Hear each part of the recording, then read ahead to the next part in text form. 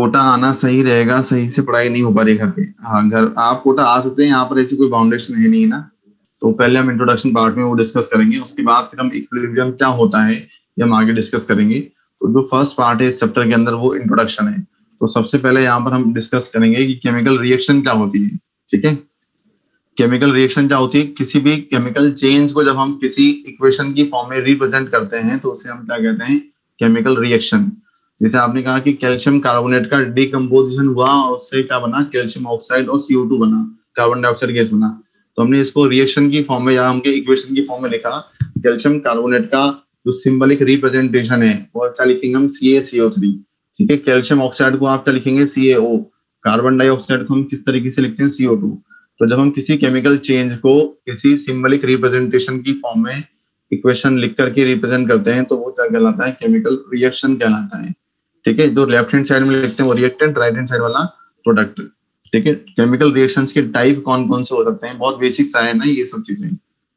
Type of chemical reaction, सबसे पहला यहाँ पर है on the basis of physical state. Physical state के बेसिस पर केमिकल रिएक्शन के दो टाइप पॉसिबल हैं, एक होता है होमोजीनस रिएक्शन और दूसरा होता है हेट्रोजेनस रिएक्शन। होमोजीनस रिएक्शन का मतलब क्या होता है, यानी ऐसी रिएक्शन जिसमें सभी रिएक्टेंट और प्रोडक्ट की जो फिजिकल स्टेट है वो सेम हो, उसे हम क्या कहते हैं, homogeneous reaction. All reactants and products are in the same phase. Same phase का मतलब क्या है, यहाँ पर सेम फिजिकल स्टेट। जब रिएक्टेंट और प्रोडक्ट की फिजिकल स्टेट सेम हो तब उसे हम क्या कहते हैं, होमोजीनस रिएक्शन। तो आप यहाँ रिएक्शन देखो, इसमें ये भी गैस, ये भी गैस, ये भी गैस, तो एक ही फिजिकल स्टेट है पूरे रिएक्शन में, इसलिए इसे हम होमोजीनस रिएक्शन कहेंगे। यहाँ पर ये सभी लिक्विड हैं, इसका मतलब ये रिएक्शन क्या हो जाएगी, होमोजीनस रिएक्शन। ठीक है, फिजिकल स्टेट जो है हम तीन मानते हैं, कौन कौन सी, सॉलिड, लिक्विड, गैस। तो यदि किसी रिएक्शन में केवल एक ही फिजिकल स्टेट है तो फिर वो रिएक्शन क्या कहलाएगी, होमोजीनस रिएक्शन। सेकेंड टाइप जो है वो हेट्रोजीनस रिएक्शन, जिसमें more than one physical state हो, उसे हम क्या कहते हैं, heterogeneous reaction. Reactants and products are in more than one phase, हमके more than one physical state. ठीक है, तो वो क्या कहलाएगी, हेट्रोजेनस रिएक्शन। बहुत कॉमन से टर्म है, ये आपको पहले से ही पता होंगे वैसे। जैसे इसमें सॉलिड और गैस आ गया, इसका मतलब क्या हो गया, एक से ज्यादा फिजिकल स्टेट है, इसका मतलब क्या होगा, हेट्रोजेनस ना। जैसे हम कैल्शियम कार्बोनेट का डिकम्पोजिशन हुआ, कैल्शियम ऑक्साइड बना और CO2 बना। तो यहाँ भी सॉलिड और गैस दो अलग अलग फिजिकल स्टेट आ रही है, इसका मतलब क्या हो गया, ये हेट्रोजेनस रिएक्शन है। आगे बात समझ में, जिसमें केवल एक ही फिजिकल स्टेट हो वो होमोजीनस, और जिसमें more than one physical state हो वो हेट्रोजीनस। ठीक है, अब मैं यहाँ पर सपोज रिएक्शन है इस तरीके से मैं लिख दूं, यहाँ पर A aqueous plus B aqueous और C aqueous plus D liquid. यदि इस तरीके से मैंने कोई रिएक्शन लिखी है तो आप मुझे बताओ कि रिएक्शन होमोजीनस होगी या हेट्रोजेनस होगी। A प्लस B से C प्लस D बन रहा है, A aqueous, B aqueous, C aqueous, D liquid. तो ये कौन सी रिएक्शन है, होमोजेनस की कैटेगरी में आएगी कि हेट्रोजेनस की कैटेगरी में आएगी। कोई होमो लिख रहा है, कोई हेट्रो लिख रहा है। अभी मैंने जस्ट डेफिनेशन बताई है कि क्या डेफिनेशन है इसकी ना। एक्वस वाला जो है वो उसकी फिजिकल स्टेट क्या होती है, एक्वस का मीनिंग क्या होता है, ये तो पता होगा ना भाई, इतने आप 12th पास कर लिया। एक्वस ये लिखा है ना ब्रैकेट में AQ, इसका मीनिंग क्या होता है, एक्वस। एक्वस का मतलब क्या है, मतलब वाटर वाला सॉल्यूशन है ना, ये तो सभी को पता है ना। AQ का मतलब क्या लिखते हैं, एक्वस सॉल्यूशन, यानी जो भी सब्सटेंस है उसको आपने वाटर के साथ मिक्स किया हुआ है, उसको आपने डिसॉल्व करके सॉल्यूशन बना रखा है, वाटर सॉल्वेंट है वहां पर। तो AQ लिखे या लिक्विड लिखे, बात तो एक ही ना, चाहे एक्वस वाला सॉलिड बन गया क्या। अरे एक्वस का मतलब फेज कौन सी है, सॉलिड, लिक्विड, गैस में से बताओ मुझे। अरे एक्वस का मतलब लिक्विड ही तो होगा ना, या एक्वस को हम सॉलिड या गैस कह सकते हैं क्या। तो यदि किसी रिएक्शन में एक्वस लिखा है उसका मतलब लिक्विड ही तो होता है।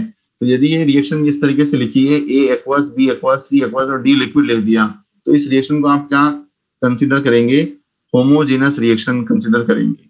क्यों, क्योंकि सारे जो है फिजिकल स्टेट सबके क्या है, लिक्विड, इसलिए इसे हम होमोजेनस रिएक्शन कहेंगे। जब एक सॉलिड लिक्विड आ जाए, लिक्विड गैस आ जाए, सॉलिड गैस आ जाए, इस तरीके से जब दो फिजिकल स्टेट आ जाए या दो से ज्यादा आ जाए तो उसे आप क्या कहेंगे, हेट्रोजेनस रिएक्शन कहेंगे। इसमें कोई डाउट किसी को बताओ भाई, ये बहुत सिंपल, बहुत बेसिक सी चीज है। यदि एक्वस लिखा है इसका मतलब वो लिक्विड सॉल्यूशन है। क्लियर है भाई सबको ये, ठीक है। अब देखो next, on the basis of heat हम रिएक्शन को दो पार्ट्स में क्लासिफाई कर सकते हैं, एक होता है एंडोथर्मिक रिएक्शन और एक होता है एक्सोथर्मिक रिएक्शन।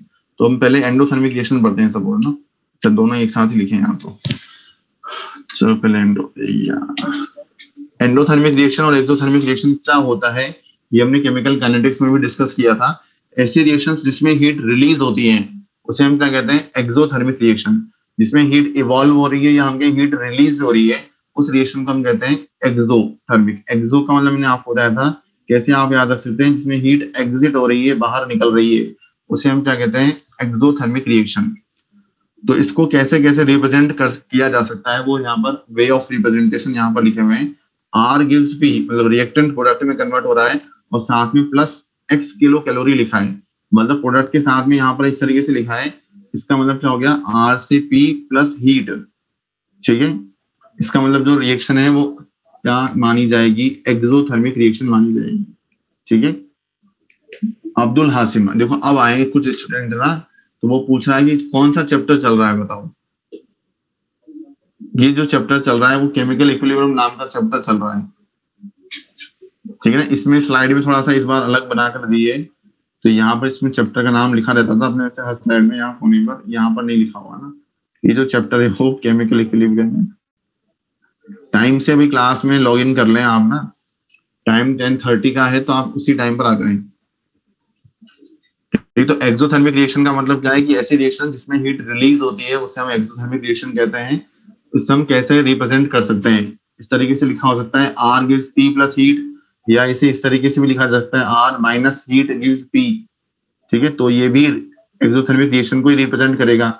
या डेल्टा एच की फॉर्म में लिखा जाए, reactant converts into product and delta H is equal to minus X kilocalorie, या हमके डेल्टा एच नेगेटिव है। तो ये तीनों ही एक्सोथर्मिक रिएक्शन को रिप्रेजेंट करने के मेथड हैं, ठीक है। प्लस वाले को इधर ले जाएंगे तो क्या हो जाता है, नेगेटिव हो जाता है। और ये हमने पढ़ा भी था कि एक्सोथर्मिक रिएक्शन के लिए डेल्टा एच की वैल्यू क्या होती है, नेगेटिव होती है, और एंडोथर्मिक रिएक्शन के लिए डेल्टा एच की वैल्यू पॉजिटिव होती है। तो ये इंपॉर्टेंट है, ध्यान रखिए, इस चैप्टर में भी यूज होगा ये ना।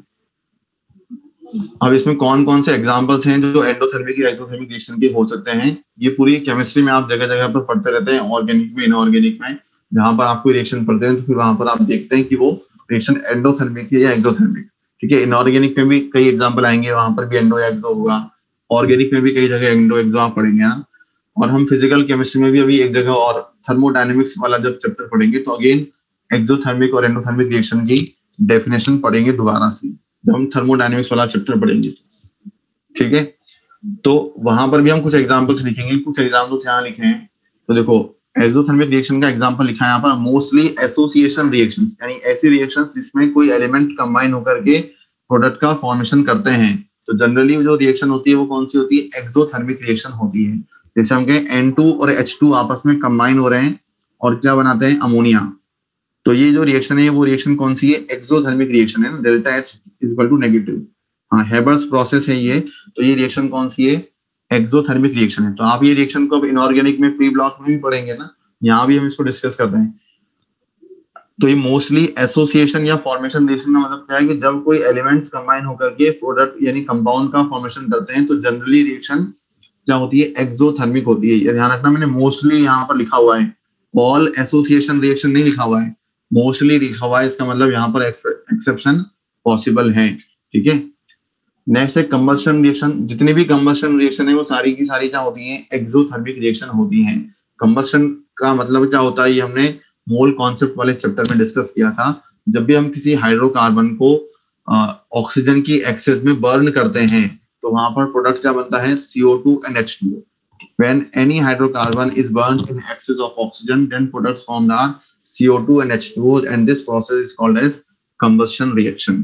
तो जितनी भी कंबस्शन रिएक्शन होंगी वो सभी एक्सोथर्मिक रिएक्शन होती है, उसमें हमेशा हीट रिलीज होती है। बॉन्ड फॉर्मेशन प्रोसेस, जब भी किसी रिएक्शन में बॉन्ड का फॉर्मेशन होता है तो हम कहते हैं कि वहां पर उस प्रोसेस में एनर्जी रिलीज होती है। जैसे ये वाला एग्जांपल हम कहें एग्जैक्टली इसका है, दो हाइड्रोजन एटम है, आइसोलेटेड हाइड्रोजन एटम, ये कंबाइन होकर के H2 मॉलिक्यूल का फॉर्मेशन कर रहे हैं। तो जो रिएक्शन होगी वो क्या होगी, एक्सोथर्मिक रिएक्शन होगी, क्योंकि पहले तो दोनों H के बीच में कोई बॉन्ड नहीं था। अब जब भी किसी बॉन्ड का फॉर्मेशन होता है तो वो उसमें एनर्जी रिलीज होती है। ये बहुत कॉमन सी बात है, आपने केमिकल बॉन्डिंग वाला चैप्टर पढ़ा है।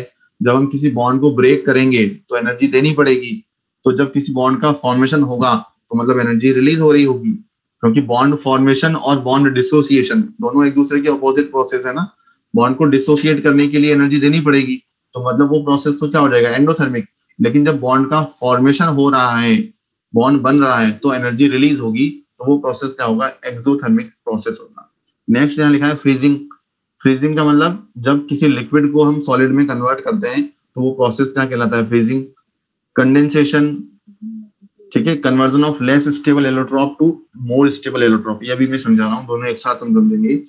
जो एसोसिएशन वाली रिएक्शन मैंने आपसे कहा था कि जब एलिमेंट कंबाइन होकर के कंपाउंड का फॉर्मेशन करते हैं तो जनरली जो रिएक्शन है वो क्या होती है, एक्सोथर्मिक रिएक्शन होती है। बट इसका एक एक्सेप्शन यहाँ पर लिखा हुआ है ना, एक्सेप्शन और भी है, वो थर्मोडायनेमिक्स वाले चैप्टर में हम पढ़ेंगे। अभी जो अपने यहाँ पर काम आएगा इस चैप्टर में वो यहाँ पर ही लिखा है ना कि N2 प्लस O2 जब कंबाइन होकर के NO का फॉर्मेशन करते हैं तो ये रिएक्शन क्या होती है, एंडोथर्मिक रिएक्शन होती है। ध्यान रखें, N2 plus O2 gives NO, तो क्या बनता है, NO बन रहा है, और ये रिएक्शन क्या होगी, एंडो। ये आपको लर्न करना पड़ेगा ना, इसे आप प्रिडिक्ट नहीं कर सकते किसी भी तरीके से, ये आपको याद करना पड़ेगा कि N2 प्लस 3H2 से 2NH3 बनता है तो एक्सोथर्मिक रिएक्शन है, और N2 प्लस O2 से 2NO बन रहा है तो वो एंडोथर्मिक रिएक्शन है। ठीक है, अब आता है एंडोथर्मिक रिएक्शन का मतलब क्या होता है, तो जस्ट इसका ऑपोजिट आपको करना है। जिस रिएक्शन में हीट रिलीज होती है उसे तो हम कहते हैं एक्सोथर्मिक रिएक्शन, और जिस रिएक्शन में हीट एब्जॉर्ब होती है उसे हम कहते हैं एंडोथर्मिक रिएक्शन, यानी जिसमें हीट एंटर होती है। ठीक है, एंडो का मतलब EN आ रहा है, जिसमें आप कैसे याद रख सकते हैं, हीट एंटर हो रही है जिसमें ना, जिसमें हीट एब्जॉर्ब हो रही है तो उसे हम कहते हैं एंडोथर्मिक रिएक्शन। इसका रिप्रेजेंटेशन कैसे किया जा सकता है कि रिएक्टेंट कुछ हीट को एब्जॉर्ब कर रहा है और फिर कन्वर्ट होता है प्रोडक्ट में, तो रिएक्शन क्या कहलाएगी, एंडोथर्मिक रिएक्शन। इसे आप इस तरीके से भी लिख सकते हैं, R gives P minus heat, इस तरीके से लिखेंगे तो ये भी एंडोथर्मिक रिएक्शन का रिप्रेजेंटेशन है। या आप डेल्टा H की वैल्यू को लिखे हैं ना इस तरीके से, R gives P delta H, तो डेल्टा H की वैल्यू के लिए क्या लिखेंगे, पॉजिटिव साइन लगाएंगे, तो फिर वो रिएक्शन जो है किसको रिप्रेजेंट करेगी, एंडोथर्मिक रिएक्शन को रिप्रेजेंट करेगी। ठीक है, क्वेश्चन में लिखा तो उस रिएक्शन को जिस तरीके से लिखा है उसको आप समझेंगे ना कि क्या है। एसोसिएशन और बॉन्ड फॉर्मेशन में कोई अंतर नहीं है बेटा, ये की है ना, ब्रैकेट में लिखा है मैंने। तो अननेसेसरी अपना दिमाग नहीं चलाएं, जहां पर जरूरत है वही काम करें, अपना दिमाग को काम में ले। ठीक है, जहां डिफरेंस होगा मैं अपने आप ही बता दूंगा क्या डिफरेंस करनी है। ठीक है, अब देखो इधर रिएक्टेंट प्लस हीट जो है कन्वर्ट हो रहे हैं किसमें, प्रोडक्ट में, रिएक्टेंट से बन रहा है प्रोडक्ट, माइनस हीट लिखा है मतलब endothermic reaction, R gives P, इसका मतलब delta H is equal to positive. ठीक है, अब देखो इसमें जो एग्जांपल है वो क्या लिखे हैं, मोस्टली डिसोसिएशन रिएक्शन, यानी जब कोई बॉन्ड ब्रेक होता है या हम कहें किसी कंपाउंड को जब हम हीट करते हैं तो उसका ब्रेकडाउन होता है, थर्मल डीकम्पोजिशन रिएक्शन जैसे होती है, तो वो सब रिएक्शन क्या होती है, एंडोथर्मिक रिएक्शन की कैटेगरी में आती है। जैसे हम कहें कैल्शियम कार्बोनेट है तो उसको हमने हीट किया हाई टेम्परेचर पे, तो क्या बनता है उससे, कैल्शियम ऑक्साइड प्लस CO2। ठीक है, तो यहाँ पर हम कहेंगे कि जो रिएक्शन है वो क्या होगी, एंडोथर्मिक रिएक्शन होगी, क्योंकि कैल्शियम कार्बोनेट का डीकम्पोजिशन अपने आप को होता नहीं है, इसको हमें क्या करना पड़ता है, गर्म करना पड़ता है, यानी इसमें हीट का एब्जॉर्प्शन होता है, तब जाकर के वो क्या रिएक्शन क्या होगी, एंडोथर्मिक रिएक्शन होगी। ठीक है, फ्यूजन, अब देखो ये मैं बता रहा था यहाँ पर ब्लैंक जगह नहीं है इसमें। देखो फ्यूजन का मतलब क्या है और फ्रीजिंग का मतलब क्या है, ये बहुत कॉमन सी टर्म है ना। जब कोई सॉलिड लिक्विड में कन्वर्ट होता है तब उसके लिए आप क्या टर्म यूज करेंगे, फ्यूजन या मेल्टिंग आप कह सकते हैं ना। सॉलिड किस में कन्वर्ट हो रहा है, लिक्विड में, तो सभी को पता है कि जब हम सॉलिड को लिक्विड में चेंज करते हैं तो वो हीट एब्जॉर्ब करेगा ना, वो मेल्ट हो रहा है, पिघल रहा है, इससे आइस वाटर में कन्वर्ट हो रही है, इसका मतलब आइस ने हीट एब्जॉर्ब की तो वो लिक्विड में चेंज हो जाएगा। लेकिन जब हम किसी लिक्विड को सॉलिड में चेंज करते हैं, यानी लिक्विड वाटर को हम आइस में कन्वर्ट कर रहे हैं, तो फिर वो प्रोसेस क्या कहलाएगी, फ्रीजिंग। ये प्रोसेस क्या कहलाएगी, फ्रीजिंग। तो जो सॉलिड से लिक्विड वाली प्रोसेस है वो तो क्या होगी, एंडोथर्मिक रिएक्शन होगी, जबकि लिक्विड से सॉलिड वाली प्रोसेस क्या हो जाएगी, एक्सोथर्मिक। ये बहुत कॉमन से एग्जांपल है, सभी को पता होंगे ना ये तो। ऐसे ही वेपराइजेशन और कंडेंसेशन में क्या डिफरेंस है, इधर मैं लिख देता हूँ यहाँ जगह, तो लिक्विड को जब हम गैस में कन्वर्ट करते हैं तो वो प्रोसेस क्या कहलाता है, वेपराइजेशन। ठीक है, लेकिन जब कोई गैस लिक्विड में कन्वर्ट होती है तो उस प्रोसेस को क्या नाम देते हैं हम, कंडेंसेशन। और ये टर्म्स तो सबको पता है ना, ये तो 8th 9th क्लास में आती है टर्म ये तो इनमें से कौन सी प्रोसेस एंडोथर्मिक है और कौन सी एक्सोथर्मिक होगी। लिक्विड से गैस बन रहा है तो उसको हम हीट करते हैं तब जाकर के लिक्विड गैस में कन्वर्ट होता है, तो ये हम कहेंगे एंडोथर्मिक रिएक्शन का एग्जांपल है। और गैस से लिक्विड बनता है तो इसका मतलब वो एक्सोथर्मिक रिएक्शन का एग्जाम्पल है। ठीक है, जस्ट ऑपोजिट प्रोसेस, क्योंकि फॉरवर्ड वाला यदि एंडो है तो उसका उल्टा जब हम करेंगे तो वो क्या हो जाएगा, एक्सो। ठीक है, सब्लिमेशन का मतलब क्या होता है, सॉलिड से गैस बनता है तो उसे हम क्या कहते हैं, सब्लिमेशन। तो ये क्या हो जाएगा, एंडोथर्मिक रिएक्शन। ठीक है, और जब गैस से सॉलिड बनता है तो उसे कहते हैं डी सब्लिमेशन, तो वो क्या हो जाएगा, एक्सो। ठीक है, तो वही सेम जैसे लिक्विड सॉलिड में है, लिक्विड गैस में, वैसे ही सॉलिड और गैस में ना। फ्रीजिंग वाला एक्सो कैसे, अरे ऑपोजिट प्रोसेस हो रहा है ना, जहाँ आप लिक्विड को हीट करेंगे तो जहाँ वो सॉलिड में कन्वर्ट हो जाता है। क्या श्रुति गुप्ता, बताओ भाई, लिक्विड को सॉलिड में कन्वर्ट करने के लिए चाहे हीट देनी पड़ती है कि हीट रिलीज करवानी पड़ती है, निकालनी पड़ती है, उसे ठंडा करते हैं कि गर्म करते हैं। अरे घर में आपके फ्रिज तो होगा ही सही ना भाई। तो लिक्विड को जब हम सॉलिड में कन्वर्ट कर रहे हैं तो उसे हम ठंडा कर रहे हैं, टेम्परेचर कम कर रहे हैं, मतलब एक तरीके से जो पहले जिसका टेम्परेचर ज्यादा था उसका कम किया, तो उसमें से क्या निकाल ली हमने, एनर्जी निकलवा दी ना बाहर। इसका मतलब क्या हो रहा है, हीट रिलीज हो रही है, तो वो प्रोसेस क्या होगा, एक्सोथर्मिक। आप थोड़ा सा अपने आप ही कॉमन सेंस से भी सोच सकते हैं ना, इसमें कोई इतना रॉकेट साइंस नहीं लग रही, हाई फाई तो इसमें एग्जाम्पल कुछ है नहीं ना। सॉलिड से लिक्विड बनता है तो उसे हम क्या कहेंगे, एक मिनट, क्या बोलिए, किसका फोन हो गया? सॉलिड से लिक्विड वाली प्रोसेस को हम क्या कहेंगे, फ्यूजन। लिक्विड से सॉलिड वाली प्रोसेस को आप क्या कहेंगे, एक्सोथर्मिक रिएक्शन, या हम कहेंगे फ्रीजिंग प्रोसेस। लिक्विड से गैस वाला प्रोसेस क्या कहलाएगा, वेपराइजेशन। गैस से लिक्विड वाला क्या कहलाएगा, कंडेंसेशन। सॉलिड से गैस को हम कहेंगे सब्लिमेशन, और गैस से सॉलिड को कहेंगे डी सब्लिमेशन। स्लाइड में जो कॉर्नर में लिखा है वो शो नहीं हो रहा, कौन से कॉर्नर में जो लिखा है, जो मैं बोल भी तो रहा हूँ साथ में बेटा, इधर देखो, सॉलिड से गैस है तो सब्लिमेशन, गैस से सॉलिड है तो डी सब्लिमेशन। अब एक एग्जांपल और लिखा है यहाँ पर, लेस स्टेबल एलोट्रॉप को हम कन्वर्ट करें मोर स्टेबल में, और एक मोर स्टेबल से लेस स्टेबल में। आपको कुछ नहीं पता हो तो भी आप अपने कॉमन सेंस से बता सकते हैं कि कौन सा एंडोथर्मिक होगा और कौन सा एक्सोथर्मिक होगा। आप खुद से सोचे, मतलब थोड़ा सा अपनी थिंकिंग एबिलिटी को अपना डेवलप करो। ठीक है, जब हम कहते हैं कि किसी रिएक्शन में हीट रिलीज होती है तो स्टेबिलिटी इंक्रीज होती है या डिक्रीज होती है, हीट रिलीज होती है किसी भी सिस्टम में से तो उसकी स्टेबिलिटी इंक्रीज होती है या डिक्रीज होती है। ये तो सभी को पता है ना कि एनर्जी जो है वो क्या होती है, स्टेबिलिटी के इनवर्सली प्रोपोर्शनल है। जिस सिस्टम की एनर्जी ज्यादा है मतलब उसकी स्टेबिलिटी कम है। अरे ये तो सभी को पता है ना, इतना तो सबने पढ़ा है। एनर्जी ज्यादा तो स्टेबिलिटी कम, और एनर्जी कम तो स्टेबिलिटी ज्यादा, इतना सब होता है। और देखो, मोर स्टेबल से लेस स्टेबल बन रहा है, मतलब स्टेबिलिटी क्या हो रही है, कम हो रही है। स्टेबिलिटी कम हो रहा है मतलब एनर्जी बढ़ रही है, तो उसने एनर्जी एब्जॉर्ब की होगी, तो मतलब एग्जाम्पल कौन सा हो जाएगा, एंडोथर्मिक का। यदि हम कहें लेस स्टेबल एलोट्रॉप किसमें चेंज हो रहा है, मोर स्टेबल में, यानी उसकी स्टेबिलिटी इंक्रीज हो गई, यानी उसने अपनी एनर्जी कम कर ली।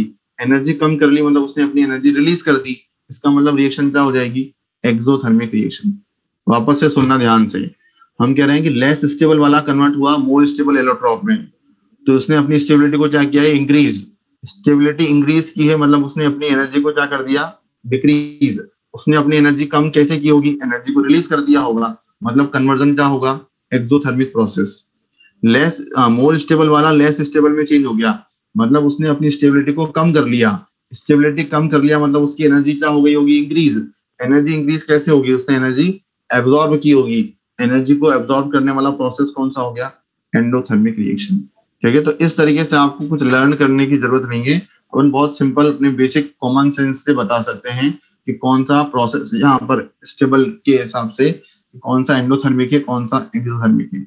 एलोट्रॉप क्या होता है ये सभी को पता होगा आई थिंक ना। जैसे कार्बन जो होता है उसके 3 एलोट्रॉप होते हैं मेन, कौन कौन से होते हैं, डायमंड, ग्रेफाइट, फुलरिन। ठीक है, तो जिसमें कार्बन के अंदर क्या होता है, इनके अंदर क्या डिफरेंस होता है, ये 10th क्लास में पढ़ते हैं ना सब, डायमंड, ग्रेफाइट, फुलरिन। 11th में तो पढ़ाई होगा, 10th क्लास में भी आता है ना सब, इनकी स्ट्रक्चर्स आती है। इनकी जो स्ट्रक्चर से उनका जो अरेंजमेंट है, जुड़ने का जो मेथड है वो अलग अलग हो जाता है, इसलिए इसे हम क्या कहते हैं, एलोट्रॉप कहते हैं ना। बॉन्ड्स का स्ट्रक्चर, हाँ, जो बकमिंस्टर, फुलरिन, C60 सब आपने पढ़ा है ना, ये सब आपकी इनऑर्गेनिक वाली चीजें हैं। क्लियर है तो सबको। ये एंडोथर्मिक और एक्सोथर्मिक रिएक्शन के जो एग्जांपल मैंने बताया, फ्यूजन, फ्रीजिंग, कंडेंसेशन, वेपरेशन, इसमें कुछ लर्न नहीं करना है, अपना केवल कॉमन सेंस से आप बता सकते हैं कि जब लिक्विड से गैस वाला प्रोसेस यानी वेपराइजेशन है तो वो एंडोथर्मिक का एग्जाम्पल आएगा। गैस से लिक्विड का हमने प्रोसेस को रिवर्स कर दिया तो फिर क्या हो जाएगा, एक्सोथर्मिक। भाई एक डायरेक्शन में प्रोसेस एंडोथर्मिक है, जब हम उसको उल्टा करेंगे तो ऑब्वियस सी बात है कि वो क्या हो जाएगा, एक्सो। ठीक है, डायरेक्शन चेंज करने पर प्रोसेस का जो नाम है वो उल्टा हो जाएगा। यहाँ तक कोई डाउट किसी को? ठीक है, तो हमने दो टाइप अभी तक पढ़ लिए हैं on the basis of heat. हमने पढ़ा है एंडोथर्मिक और एक्सोथर्मिक, और उसके पहले हमने पढ़ा था on the basis of physical state, homogeneous and heterogeneous. ठीक है, अब इसके बाद है नेक्स्ट जो अपना मेन इस चैप्टर में काम आएगा, that is on the basis of direction. On the basis of direction जो है रिएक्शंस दो टाइप की होती हैं, एक होता है रिवर्सिबल रिएक्शन और एक होता है इरिवर्सिबल रिएक्शन। ये हमने लास्ट क्लास में भी पढ़ा था ना कि रिवर्सिबल रिएक्शंस के लिए हम रेट लॉ किस तरीके से लिखते हैं, तो वहां भी हमने बताया था ना। हाँ, आप ठीक है जा सकते हो बेटा, आपकी तबीयत सही नहीं है आशिक कुमार की, तो आप बिल्कुल जा सकते हैं, आप रिकॉर्डेड लेक्चर देख लेना। ठीक है, ठीक है, जो वैक्सीन लगवा सकता है वो वैक्सीन लगवा ले। ठीक है, और वैक्सीन लेने के बाद आप एक कॉम्बीफ्लेम वाली या पैरासीटामोल वाली टेबलेट ले लें तो आपके फीवर नहीं आएगा।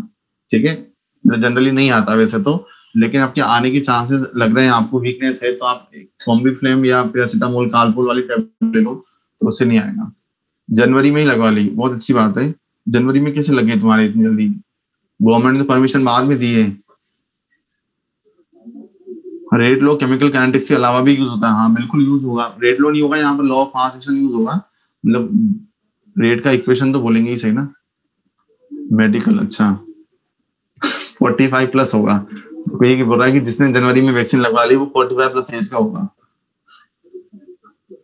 कौन सी लगवाएं? कोई सी भी लगवा लो जो आपको अवेलेबल है वहां पर, कोविशील्ड या कोई वैक्सीन जो भी आपको अवेलेबल है वो आप लगवा सकते हैं ना। और जिसकी एज बिलो 18 है तो वो अभी वेट करे 18 तक का ना, या नई जो वैक्सीन आए मतलब जो बिलो 18 वालों के लिए भी लग सकती है उसका वेट करें। ठीक है, लेकिन जहां तक कोशिश हो, यदि आप एलिजिबल हैं वैक्सीन के लिए तो वैक्सीन लगवा कर ही कोटा आए। ठीक है, चलो अपन कंटिन्यू करते हैं। तो on the basis of direction जो है रिएक्शंस दो टाइप की होती है, रिवर्सिबल और इरिवर्सिबल रिएक्शन। आपकी क्लास जो बेटा तेज प्रताप वो लगेंगी सुपथ बिल्डिंग में ना, सुपथ बिल्डिंग जहां मैं बैठा हूं उससे लगभग 20 किलोमीटर दूर है वो बिल्डिंग, लगभग 16-17 किलोमीटर तो है ही एटलीस्ट, इतनी तो। On the basis of direction reaction दो टाइप की होती है, रिवर्सिबल और इरिवर्सिबल। रिवर्सिबल का मीनिंग क्या होता है ये मैंने आपको लास्ट क्लास में बताया था, यानी ऐसी रिएक्शंस जो फॉरवर्ड और बैकवर्ड दोनों डायरेक्शन में प्रोसीड होती हैं उसे हम क्या कहते हैं? Reversible reaction. या हम कहें ऐसी रिएक्शन जिसमें रिएक्टेंट प्रोडक्ट में कन्वर्ट होता है और प्रोडक्ट अगेन रिएक्टेंट में कन्वर्ट हो जाता है, उसे हम क्या कहते हैं? रिवर्सिबल रिएक्शन, यानी दोनों डायरेक्शन में प्रोसीड करने वाली रिएक्शन। और ऐसी रिएक्शन जो केवल एक ही डायरेक्शन में चलती है उसे हम कहते हैं इरिवर्सिबल रिएक्शन। तो दोनों में एक साथ बता देता हूँ आपको ना। इसमें तो प्रोडक्ट रिएक्टेंट में वापस कन्वर्ट हो जाए, products can be converted back into the reactants, उसे हम क्या कहेंगे? Reversible reaction. या हम कहेंगे proceed in forward as well as in backward direction, वो क्या कहलाएगी? Reversible reaction. इरिवर्सिबल का मतलब जो केवल एक ही डायरेक्शन में प्रोसीड करे, proceed only in one direction. कुछ नहीं कहते तो हम क्या मानकर चलते हैं हमेशा? Forward direction. और ऐसी रिएक्शन जिसमें प्रोडक्ट रिएक्टेंट में वापस कन्वर्ट नहीं हो सकते हों, can not be converted back into the reactants, उसे हम क्या कहेंगे? Irreversible reaction. रिवर्सिबल रिएक्शन में यहाँ पर एग्जांपल लिखे हुए हैं, इसे डबल हेडेड एरो से इस प्रकार से रिप्रेजेंट किया जाता है। यदि कहीं पर रिएक्शन में इस प्रकार का साइन बना हुआ है, इसका मतलब आप क्या मानेंगे कि वो रिएक्शन क्या है? रिवर्सिबल। ये सभी को पता होगा इतना ना। ये रिएक्शन के एग्जांपल है, कोई सी भी रिएक्शन रिवर्सिबल इरिवर्सिबल हो सकती है, वो आपकी उसकी कंडीशंस पर डिपेंड करता है ना। देखो N2 + 3H2 2NH3 ये सब एग्जांपल है, इसमें कुछ नहीं है। अब देखो ये लिखा है यहाँ पर, ये मेन इंपॉर्टेंट है इसके अंदर। यदि कोई रिएक्शन गैसियस रिएक्शन है और वो रिवर्सिबल है, इसका मतलब वो रिएक्शन कहाँ हो रही होगी? क्लोज कंटेनर में हो रही होगी। Generally possible in closed container, generally लिखा है ना, देखो generally possible in closed container so that products are not allowed to escape. हम कहें सपोज कोई रिएक्शन है N2 + 3H2 से बन रहा है 2NH3 ना, ये रिएक्शन है। यदि आप इस रिएक्शन को ओपन कंटेनर में करवाएंगे तो क्या ये रिएक्शन रिवर्सिबल पॉसिबल है क्या? यदि रिएक्शन ओपन कंटेनर में होगी तो जो गैस है वो तो बाहर निकल जाएगी। ठीक है, इसका मतलब फिर वो रिएक्टेंट में वापस कन्वर्ट नहीं हो सकता अमोनिया। इसका मतलब यदि किसी रिएक्शन को, गैसियस रिएक्शन को रिवर्सिबल होना है तो उसके लिए क्या करना पड़ेगा? इस कंटेनर का जो क्या करना पड़ेगा, इसे क्लोज कंटेनर में चेंज कर दें ताकि जो प्रोडक्ट बना है वो बाहर नहीं निकले। इसमें यही लिखा है कि generally possible in close container so that products are not allowed to escape.